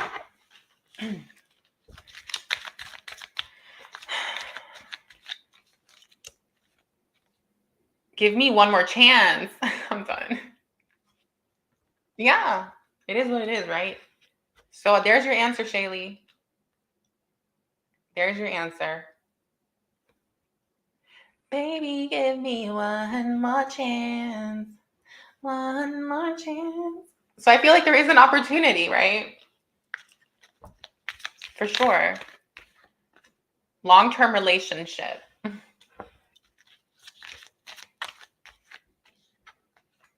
Past life, which we already know based on the charts. Crazy. Lies. I'm done. So yeah, you know, giving Karmisha vibes. Soulmate vibes. Okay. Yeah, like his fourth house has a lot going on, right? And I think that's a way where if you like look more into the fourth house and stuff and you really start examining how his fourth house is aspecting you, it's going to let you know a lot of what you can expect. You know, like the whole thing about the kids and the twins, it does not surprise me. I just forgot what is it, Aquarius? Interesting, right? He has Aquarius in the fourth house, and Aquarius is the number 11, and 11 to me is twins, right? So that's a connection there, short term. So okay, so you have short term and long term. So I feel like this is saying it can go both ways. Okay, I do feel like there are things that need to be revealed, Shaylee, and that's okay. I think, you know, there are always going to be, you know, things that we can work on. Just knowing that he has that Capricorn energy. And what was the other one? A lot of, what was the Scorpio? I forgot. The Pluto. Was it Pluto? Or his ascendant? Rising. Scorpio rising. Yeah. Okay. So, you know, just knowing that as well. This is someone that, you know, it's like you just have to know what you're getting into and that's it. But as long as you know, then you're good. Daddy vibes. Interesting. That's weird because to me, this usually indicates like someone older or someone that makes you feel like you can call them, you know. Okay, but this is also interesting because the Hierophant is here with the Sun card and the Leo twice. So what does that mean? Baby daddy? Okay, let's get one more, please, for Shaylee. YOLO. God. You only live once. That's true, right? I have that tatted on me. YOLO. Okay. Don't judge me. Yeah. So there you go. He's a Capricorn. He has daddy energy. Well, hopefully that was of service to you, my beautiful Shaylee.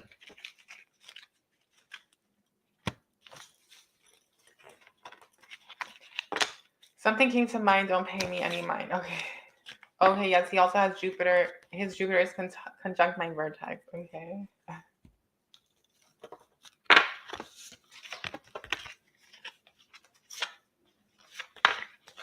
Girl, remember that card that came out, the Mother, Father, God card? Shaylee, my love, it's saying pray, right? Remember, pray. Really lean into God at this time. Like ask for the clarity and the answers. Set those intentions that what's most meant to be and serving your highest path will be. You know?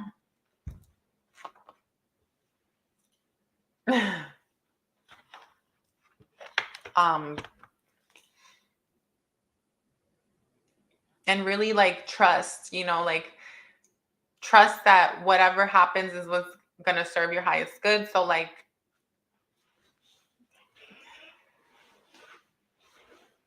oh my God, Shaylee. You crack me up.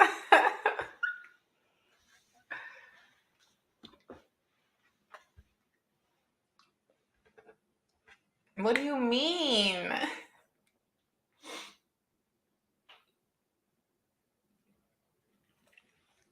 That's funny.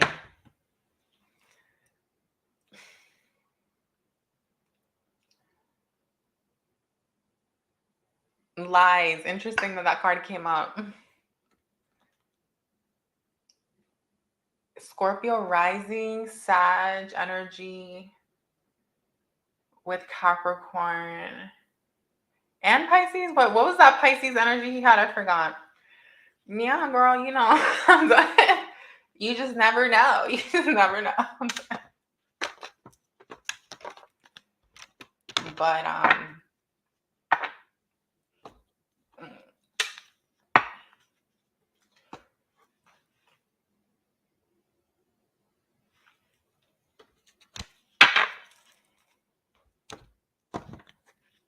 all right, you guys. So if anyone else wants a reading or a card to be pulled, let me know. I'm gonna get off of here soon. So yeah. Also, definitely check out the love readings that I said, you guys. Yesterday's live was a lot of fun. The rising sign is unknown. Oh, okay.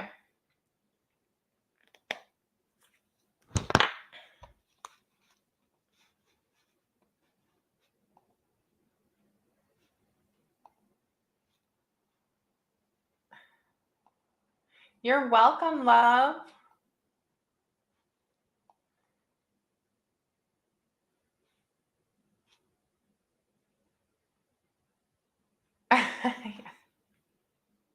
Shaylee, do you want to be my moderator at some point?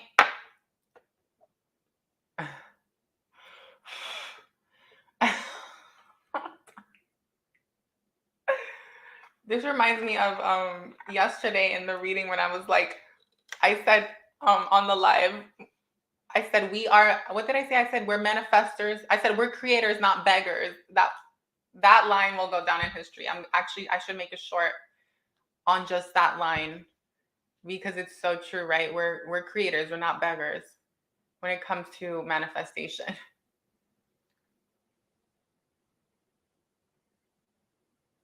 Okay, love. Well, do you have super chat, PU, or like yeah, you can just super chat on YouTube, right? That would be the easiest thing to do.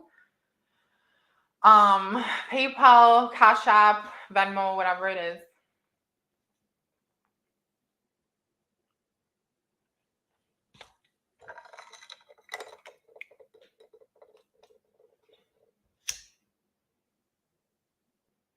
You're welcome, love.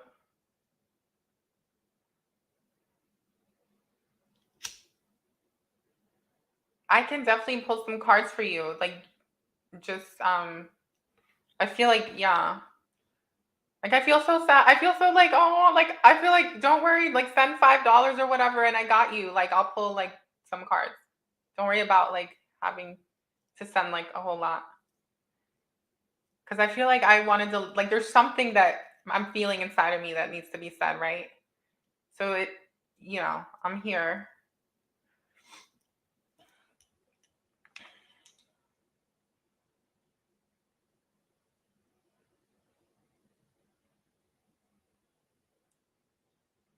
Where is are you still here? Sunflower? Sunflower, like what? I wanted to ask you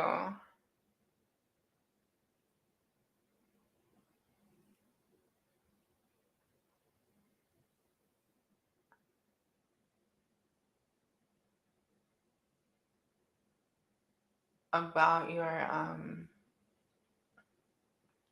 your Mars in Virgo, but it's all good.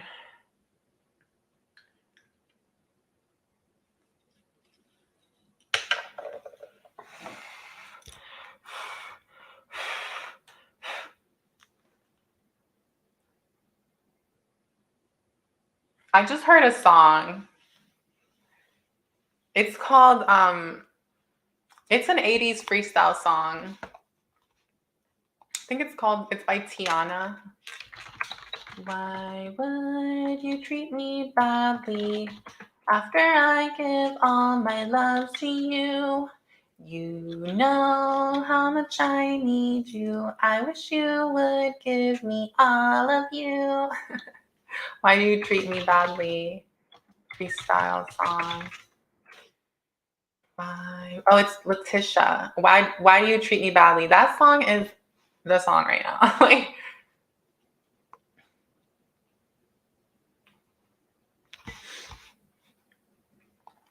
but it's not very high vibrational. It's called here. It's Letitia. Letitia. Treat me badly.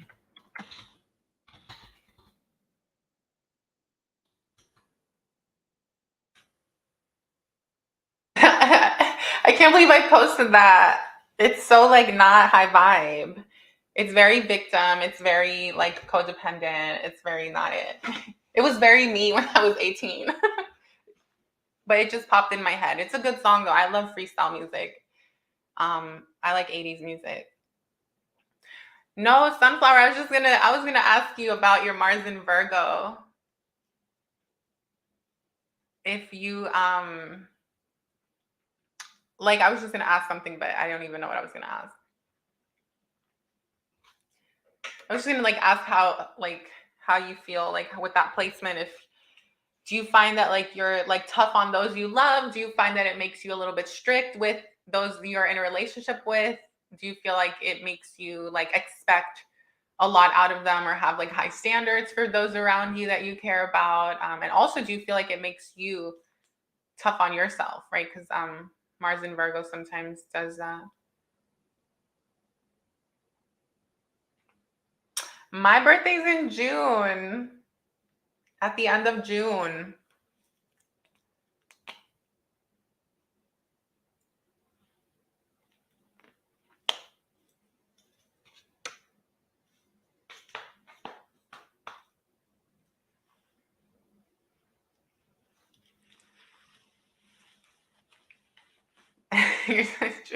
June 26th.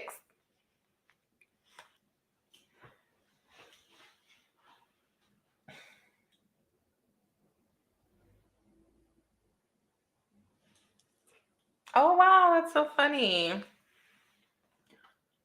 I feel like I'm a Cancer person. Like, I'm a sun in Cancer for sure, but I have it like in the third house. And it's so close to Gemini. Like, I know that, yeah. Oh my God, Sunflower, I so resonate with that. Especially the older I get, it's like crazy. But no, I was just gonna say that because of all my Gemini placements and my third house stellium, I don't really identify with my Cancer energy anymore. Like when I was younger and I didn't know about my chart, I always thought, oh, I'm a Cancer person, and I used to play it small or like just I don't know, not play it small, but I just like really like lived through my sun sign, which was like damsel in distress, like the feminine who wanted to like just be this like perfect girl. And I was so different than who I am today, like in everything, like the way I carry myself, the way I communicate, the way I speak. Like back then I didn't have a voice, like, and when I did, it was always to please. Like it was really weird. Like now I think about it,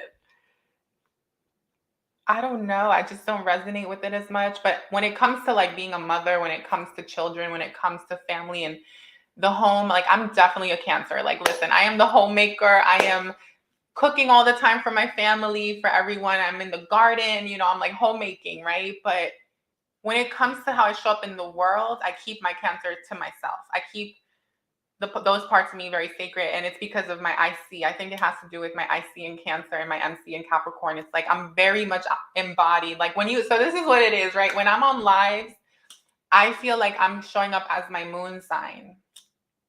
And my moon, my Mercury, okay, so Gemini. When I do pre-recorded readings on Lina's Divine Tarot, like the money, career, and finance readings, I show up as my rising sign, which is Aries. And so that's why I'm so like, like, and my Mars in Virgo, which wants to give good advice and all that. But I don't really show you guys like my Cancer side, I don't think.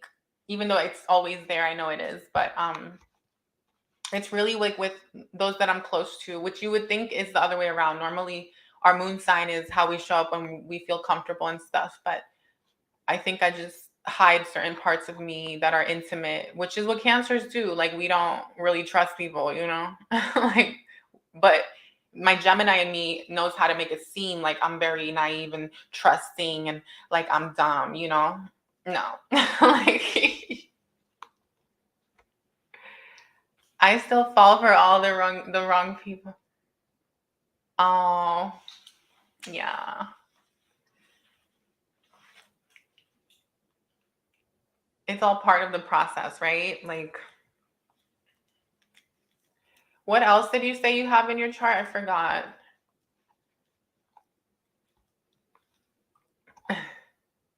I've seen it, but I see differently than most. What do you mean? Wait, what have you seen?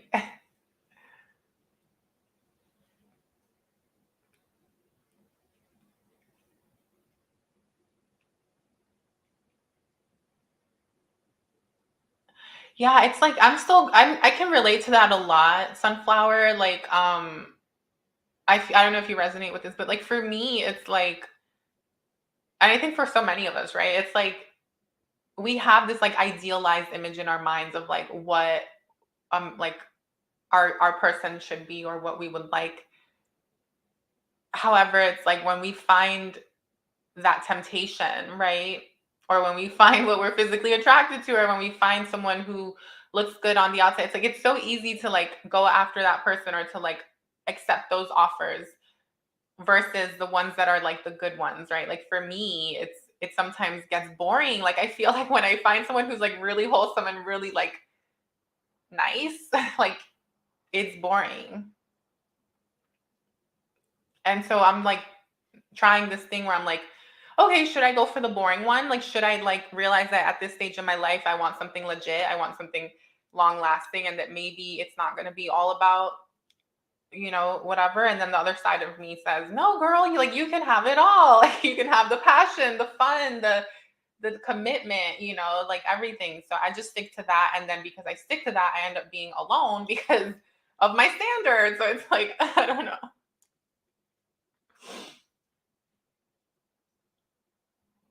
I have seen it, but I see it differently than most. Your can't. Oh, thank you, girl. I think it comes out with you a lot because I have love for you, right? I have love for everyone on the channel, obviously, but it's different with you. It is because you're always like on the lives and we've connected. So I do feel like, oh, Shaylee, and like I do care about you, and so like that's why when you say these things, I feel so like sometimes I feel so bad because I'm like, oh my gosh, Shaylee.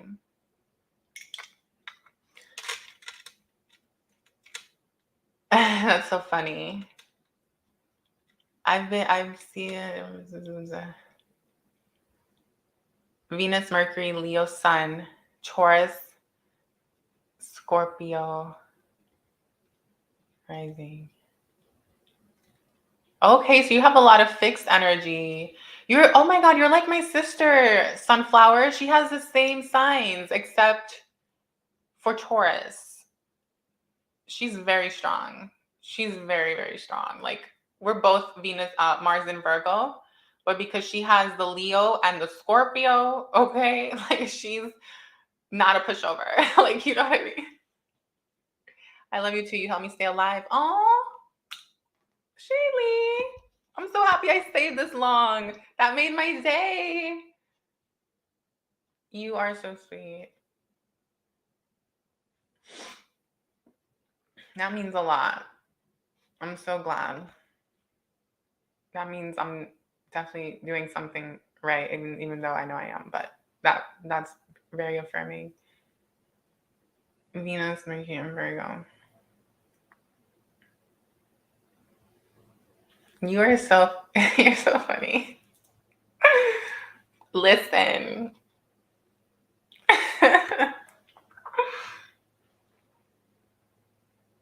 Yeah, I met this guy actually.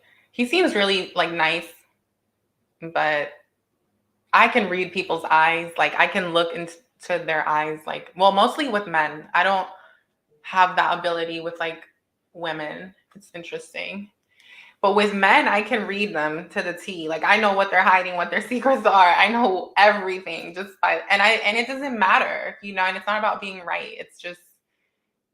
It's about, you know, it's like the older I get, yeah, I guess my intuition just gets stronger and stronger, right? So no, yeah, I just met this guy. He's really nice. I don't know if I'm gonna like give him a chance. He wants to go eat. He wants to take me on. I think that's really nice and all. And we actually have a big, big thing in common, which is a big deal for me. It's one of my boxes. But he's like not my usual type. So, but he seems really nice. He's doing well for himself. I'm like, okay. But I'm all about like protecting my energy. So I don't like to give my parts of me away just because. I love my Scorpio in Mars. That's okay, Sunflower.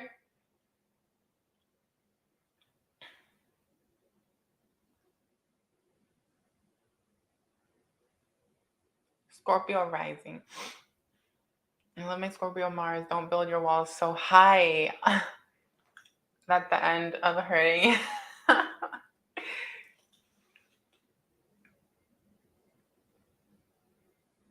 Thank you. Thank you, Shaylee. I claim it. I claim it. I really do. You have no idea. Aw, that means a lot. Don't make me cry. You have seen my Cancer side now that I think about it. You guys have seen me cry on this channel. But I'm not going to do that.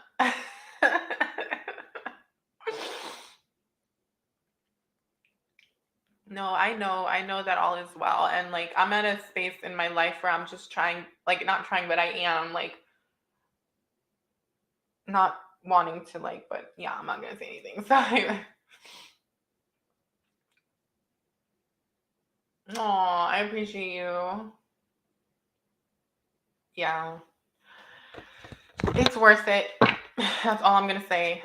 It's well worth it. I know it's going to continue to forever be well worth it, because after everything that I have gone through and all the stuff, like, it just, no, like, that was not all for nothing. I took all the notes, I learned all the lessons, and I'm still learning lessons. Like, that's another thing. I also sometimes feel like I want to make a disclaimer, and maybe we'll make this at the beginning of a different reading, because I don't think a lot of people will watch this, but where I just want to also like let the divine fam know that like nobody's perfect, right? I'm not perfect. Nobody's perfect. I don't want anyone to ever think that I think I'm perfect, because I'm not, okay? Because I know sometimes I go in the readings like giving advice, but it's because that's my calling, you know? Like, that's what I feel like I'm here to do. And it's not about being perfect. It's about being the best versions of ourselves and wanting to consciously like grow and improve. And anyone who resonates with that is, you know, is here. Like, I don't know. I come from a family of really strong women, so like, I don't know. My grandmother's a Virgo moon. She's an Aquarius sun. Like, she did not play, you know. Unfortunately, though, she had to go through certain things in her marriage, but that taught us all what not to put up with, right? So, they will be close in age. Oh, that's what I'm hoping for. Yeah. That's what I'm calling in. That's what I'm doing. Like, it's not even that I'm calling it in. Like, thank you. Thank you, Source. Thank you, God. Yeah.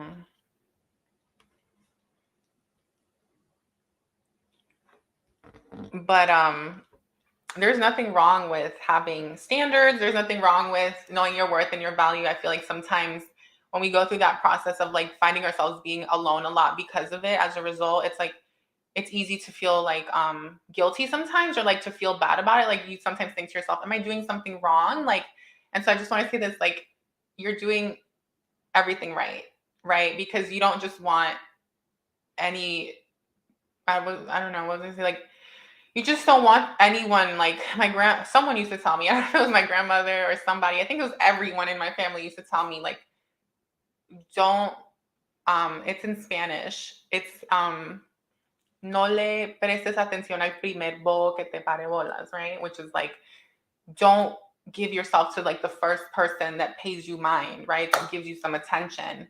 And I think when we're like in a space where we're like, and this happens a lot when you're younger, unless you just have really high self-esteem. But for me, like, it was this codependent energy and very like insecure, even though I had lines of guys my entire life when I was a lot younger as well, like guys lined up.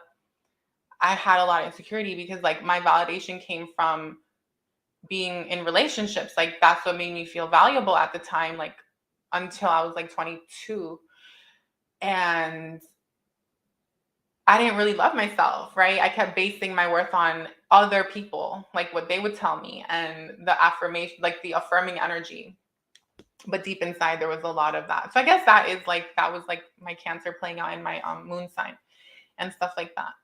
But also, I have Chiron conjunct my Mars in Virgo.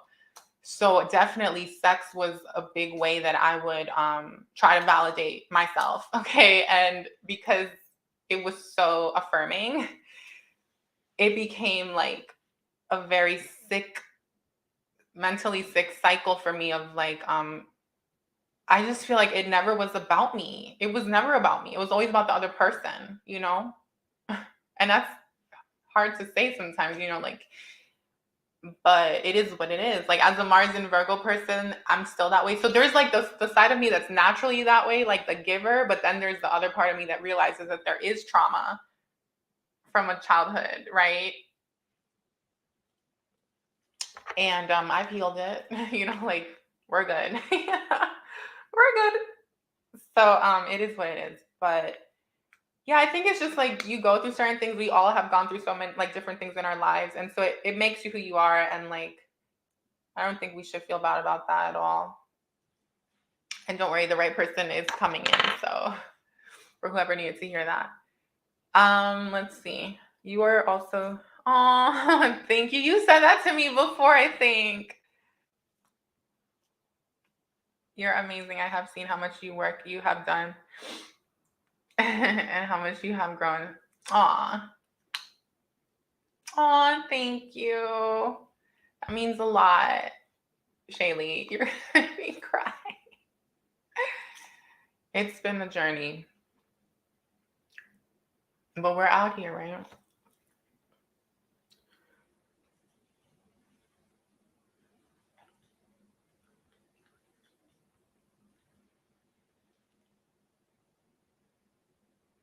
Okay, I don't know if this is a message for those of you who are on here. I'm gonna take it as it's a message. So did she bake pies? No, my grandma was too busy working. Yeah, she did like tulips. Oh yeah, she always had tulips.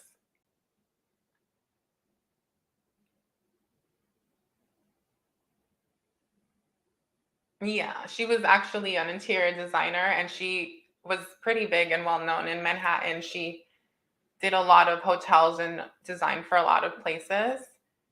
And she started her career back in Colombia, like before moving to the States, as a wedding dress designer. She actually had 3 like shops. So she definitely worked with lace. Yeah. That's crazy. But no, she never baked pies. It's like she wanted to be in the kitchen a lot. Like she wanted that, but she couldn't because my Pisces moon grandfather, okay, Aries. So it's crazy how my twin is actually the same placements as my grandfather. It's actually creepy.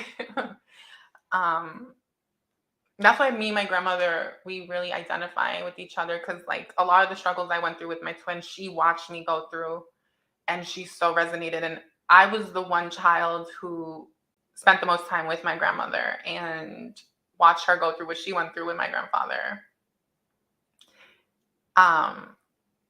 But yeah, she wished she could bake and stuff like that, but she never had time, so it's okay. She used to make me dinner though. I remember she used to make me this sounds so weird, but this is so Spanish. This is so like Latin. She would make me rice with fried eggs.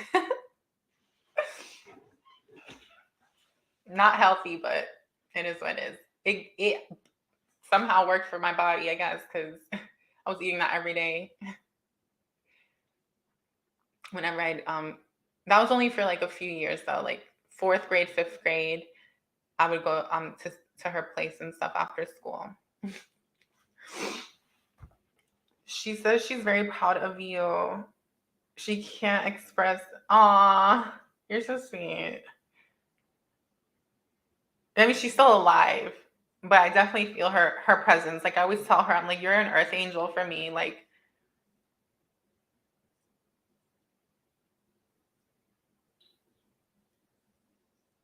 yeah, she loves my cooking. I definitely make stuff. I've always made stuff for the family, and they all love my cooking. So maybe I need to make a pie. Unless maybe she made a pie and I don't remember, like on the holidays when we were really young. Because there was a time where she did cook, but it was like before she moved to the city. It was when they were still in the big house and stuff. Weird. I've never had that happen. Yeah, Shaylee, that's the second time you've done like a little like reading for me that was like accurate like that.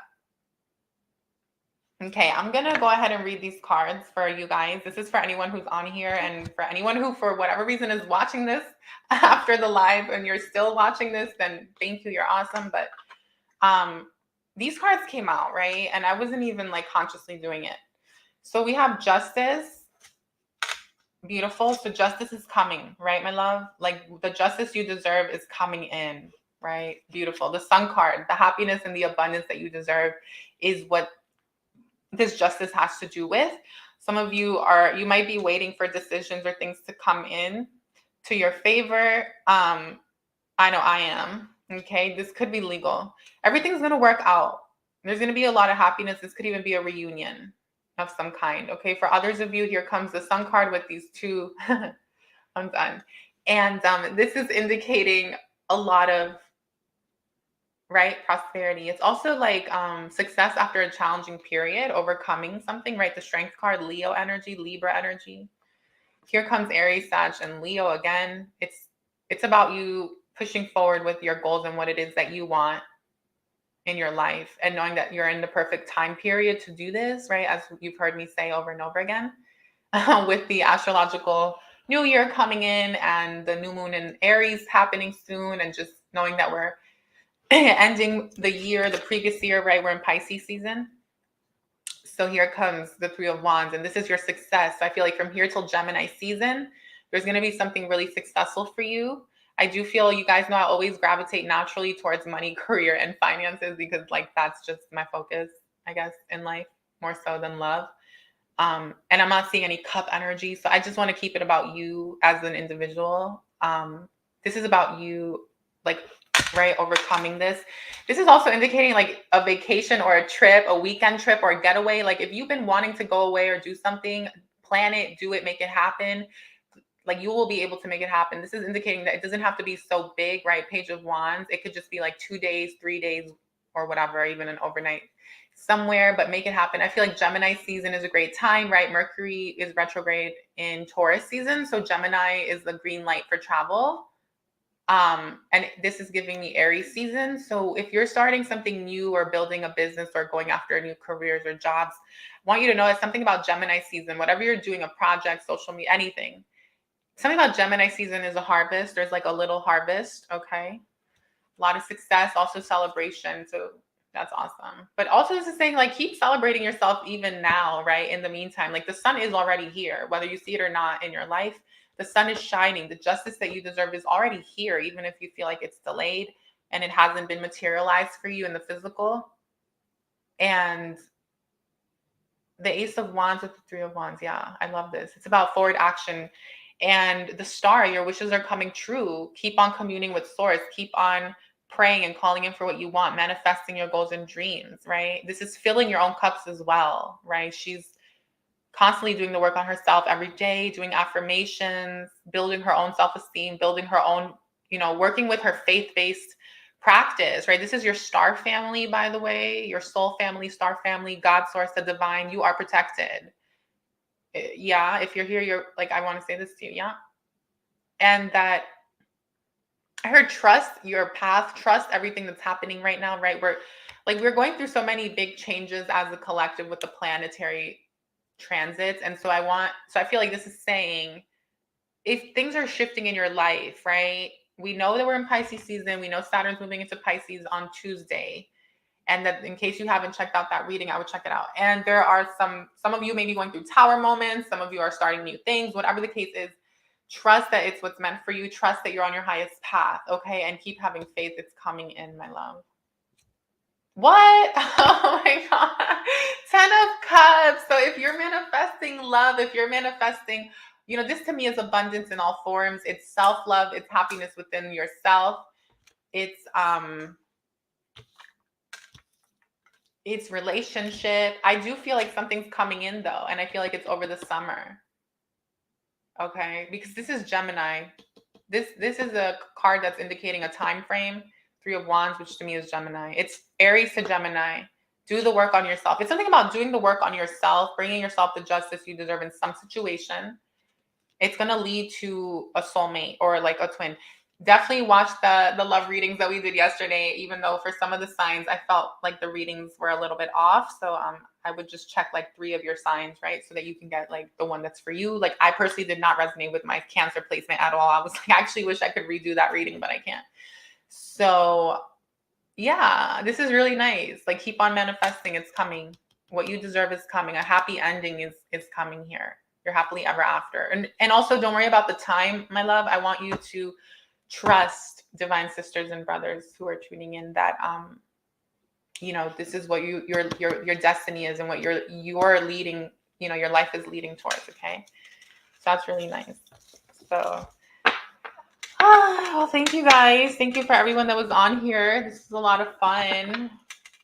I really enjoyed getting to know you guys better. Hopefully you guys have gotten to get to know me better as well. Would you guys have any plans for the weekend? I mean, for the strong end, excuse me. I don't want to say weekend anymore. For the strong end.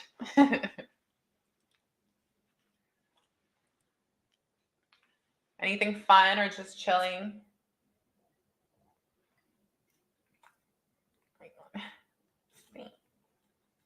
Take this off. Bitch, I'm thirsty. You're waiting on love. Yeah, Shaylee.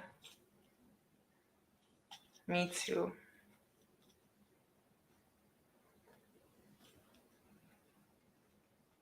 Oh, you're welcome, Sunflower. You're welcome.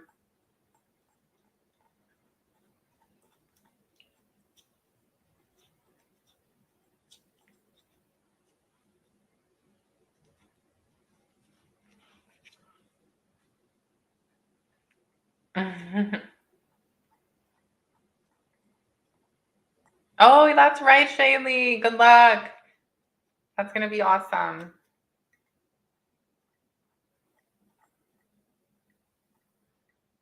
Let me know how it goes.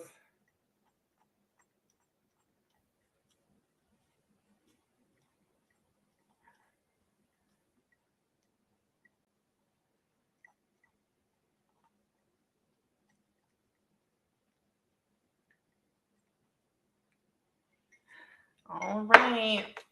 Okay. Oh, that's right. I'm coming on here tomorrow. I forgot. I'm supposed to be coming on tomorrow around like, we'll see what time. But yeah, I'm doing the full moon readings, guys. Those are a lot of fun. If you've been part of the channel, you'll know how they work and what's it's basically about healing. So we're gonna do healing messages. We'll see like how it goes.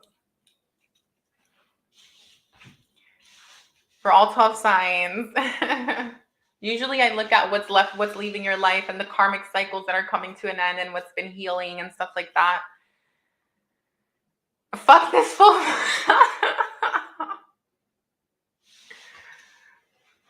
Oh, that's fun.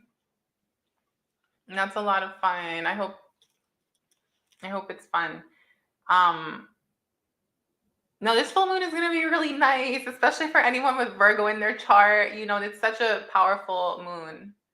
The full moon in Virgo. It's actually a moon to take advantage of, so that you can close out all the negativity and stuff like that and release it. So it's going to be a great time to do burning rituals, release the past, gratitude letters. That way you can clear off the karma, right? Gratitude for all the lessons learned and things like this. It's conjuncting my moon and rising by 2 degrees. Oh my gosh. That's powerful, Shaylee. Oh my God, that moon in Cancer was like not it for me either. I mean, it wasn't terrible for me. It didn't like, yeah. It probably brought up some stuff, you know. Sunflower, did it bring up some stuff for you? It definitely brought up family stuff for me. A lot of, and also we remember when that full moon was in Cancer, we were going through the Mars retrograde and the Mercury retrograde. It was a lot. I mean, the entire Mars retrograde like was crazy.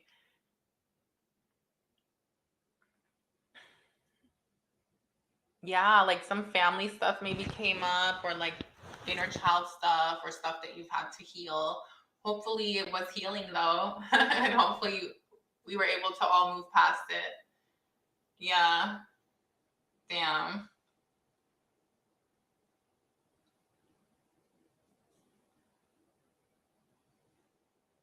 Wait, Shaylee, you're a Virgo rising?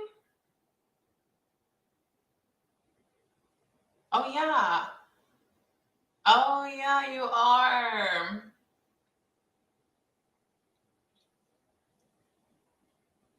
Oh. Yeah, it was a lot.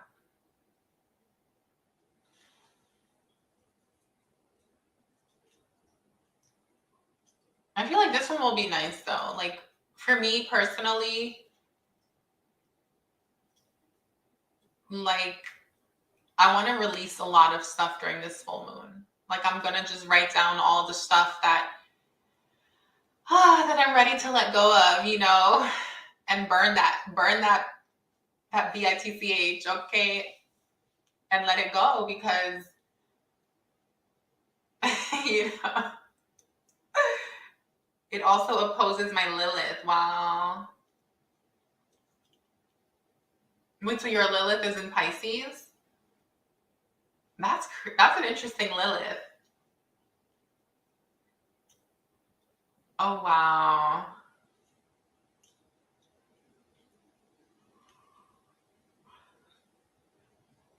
I feel like Lilith in the mutables is a lot.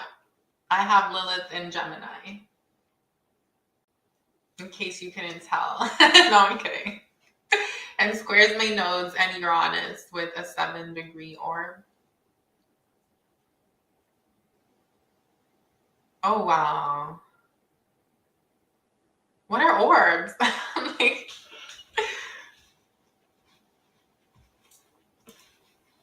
and squares my nose and Uranus with a 7-degree orb.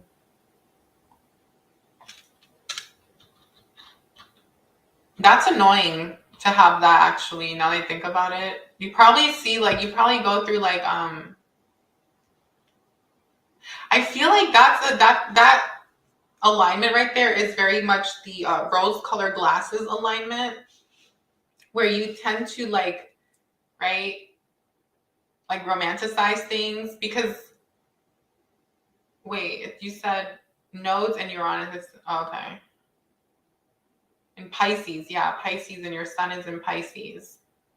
That's interesting. Oh, but aren't these placements so nice, though? We get to, like, heal ourselves through our natal charts. Oh, I see. I need to look into that.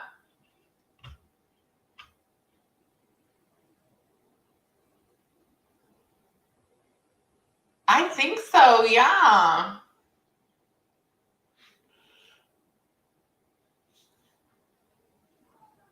That there's a high probability. Not only that, I feel like this is someone you can build, like, material with, right? Material life with. Sunflower, it's like, it could also be wait, North Node in Taurus will conjunct my 7th.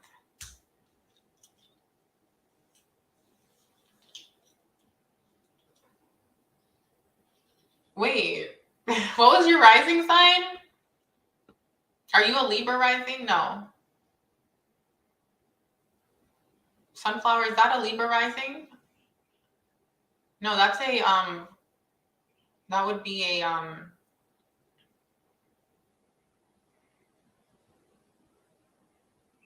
Virgo rising, right? Sunflower? I don't know. I'm trying to think, because I was trying to think about your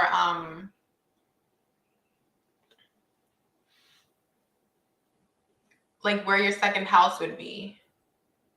But I was just thinking that also I was picking up that yeah, it could be. Oh, because I was trying to figure out what your IC is, like what your AC and your IC is, because sometimes the IC has to do with, like, our past life partners. Oh, that's right, Scorpio rising. Oh yeah, so your IC is in Taurus. So okay, that's what I was thinking of. Interesting. So that could be, you could actually meet, like, a past life partner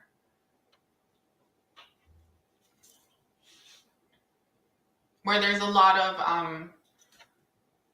comfort, right? Our IC is our comfort zone and what we have already experienced and stuff, right? I'm sorry, no, that's your DC. Excuse me, I'm all over the place. Your DC, I'm sorry, your DC is in Taurus. Interesting. Yeah, the same thing. That's what I was picking up on. Was I just had the letters confused. It's your past life, right? Kind of like the South Node. North Node in Taurus will conjunct me. Oh yeah, also FYI. Oh my God, Shaylee. So Shaylee, you really know what goes on with your chart. You're, like, on top of it. That is funny.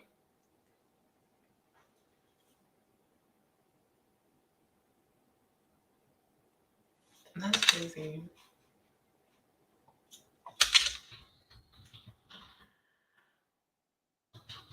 I know about, like, I know, like, Aldebaran, Fortuna, and stuff, and things like this. Auxiliary descendant. Some of the astrologers.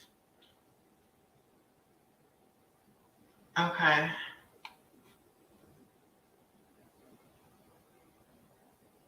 Fated relationship that will serve an important purpose in your life.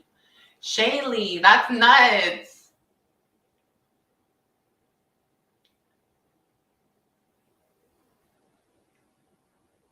Wow.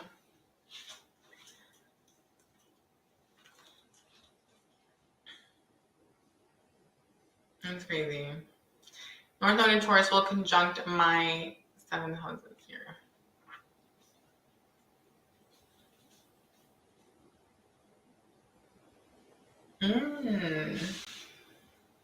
Oh, I see. Yeah, no, with the Scorpio. So so you do have the South Node. Wait, yeah, North Node in Taurus. So the South Node will be in your 2nd house in Scorpio, right? Sunflower, and your rising's in Scorpio, which is a big shift. Yeah, there's something about finances as well for you, obviously. And this is a powerful time. It's going to be very powerful. Like, if you want to become an entrepreneur, get a business going, anything with working with other people's money, inheritance, but I really feel, because of that 7th house, right? I'm also wondering kind of like what's going on with with Venus and Jupiter right now. So if you're a Scorpio rising, Jupiter is in your 5th house. Jupiter's in your 5th right now, right? And then Saturn's moving into your 5th house. And then Saturn's moving into your... Oh, wait, is Jupiter in your 4th house right now? Is Aries in your 4th house, Sunflower, like in your natal chart?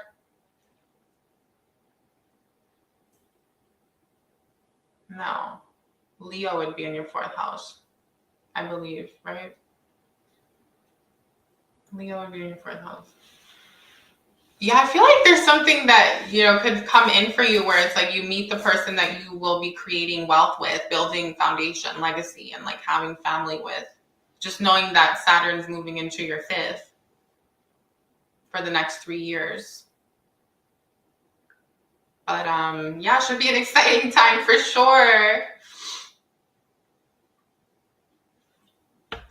All right, you guys. Well, sending you love and light, and I'll see you guys tomorrow for those full moon readings. Bye, you guys.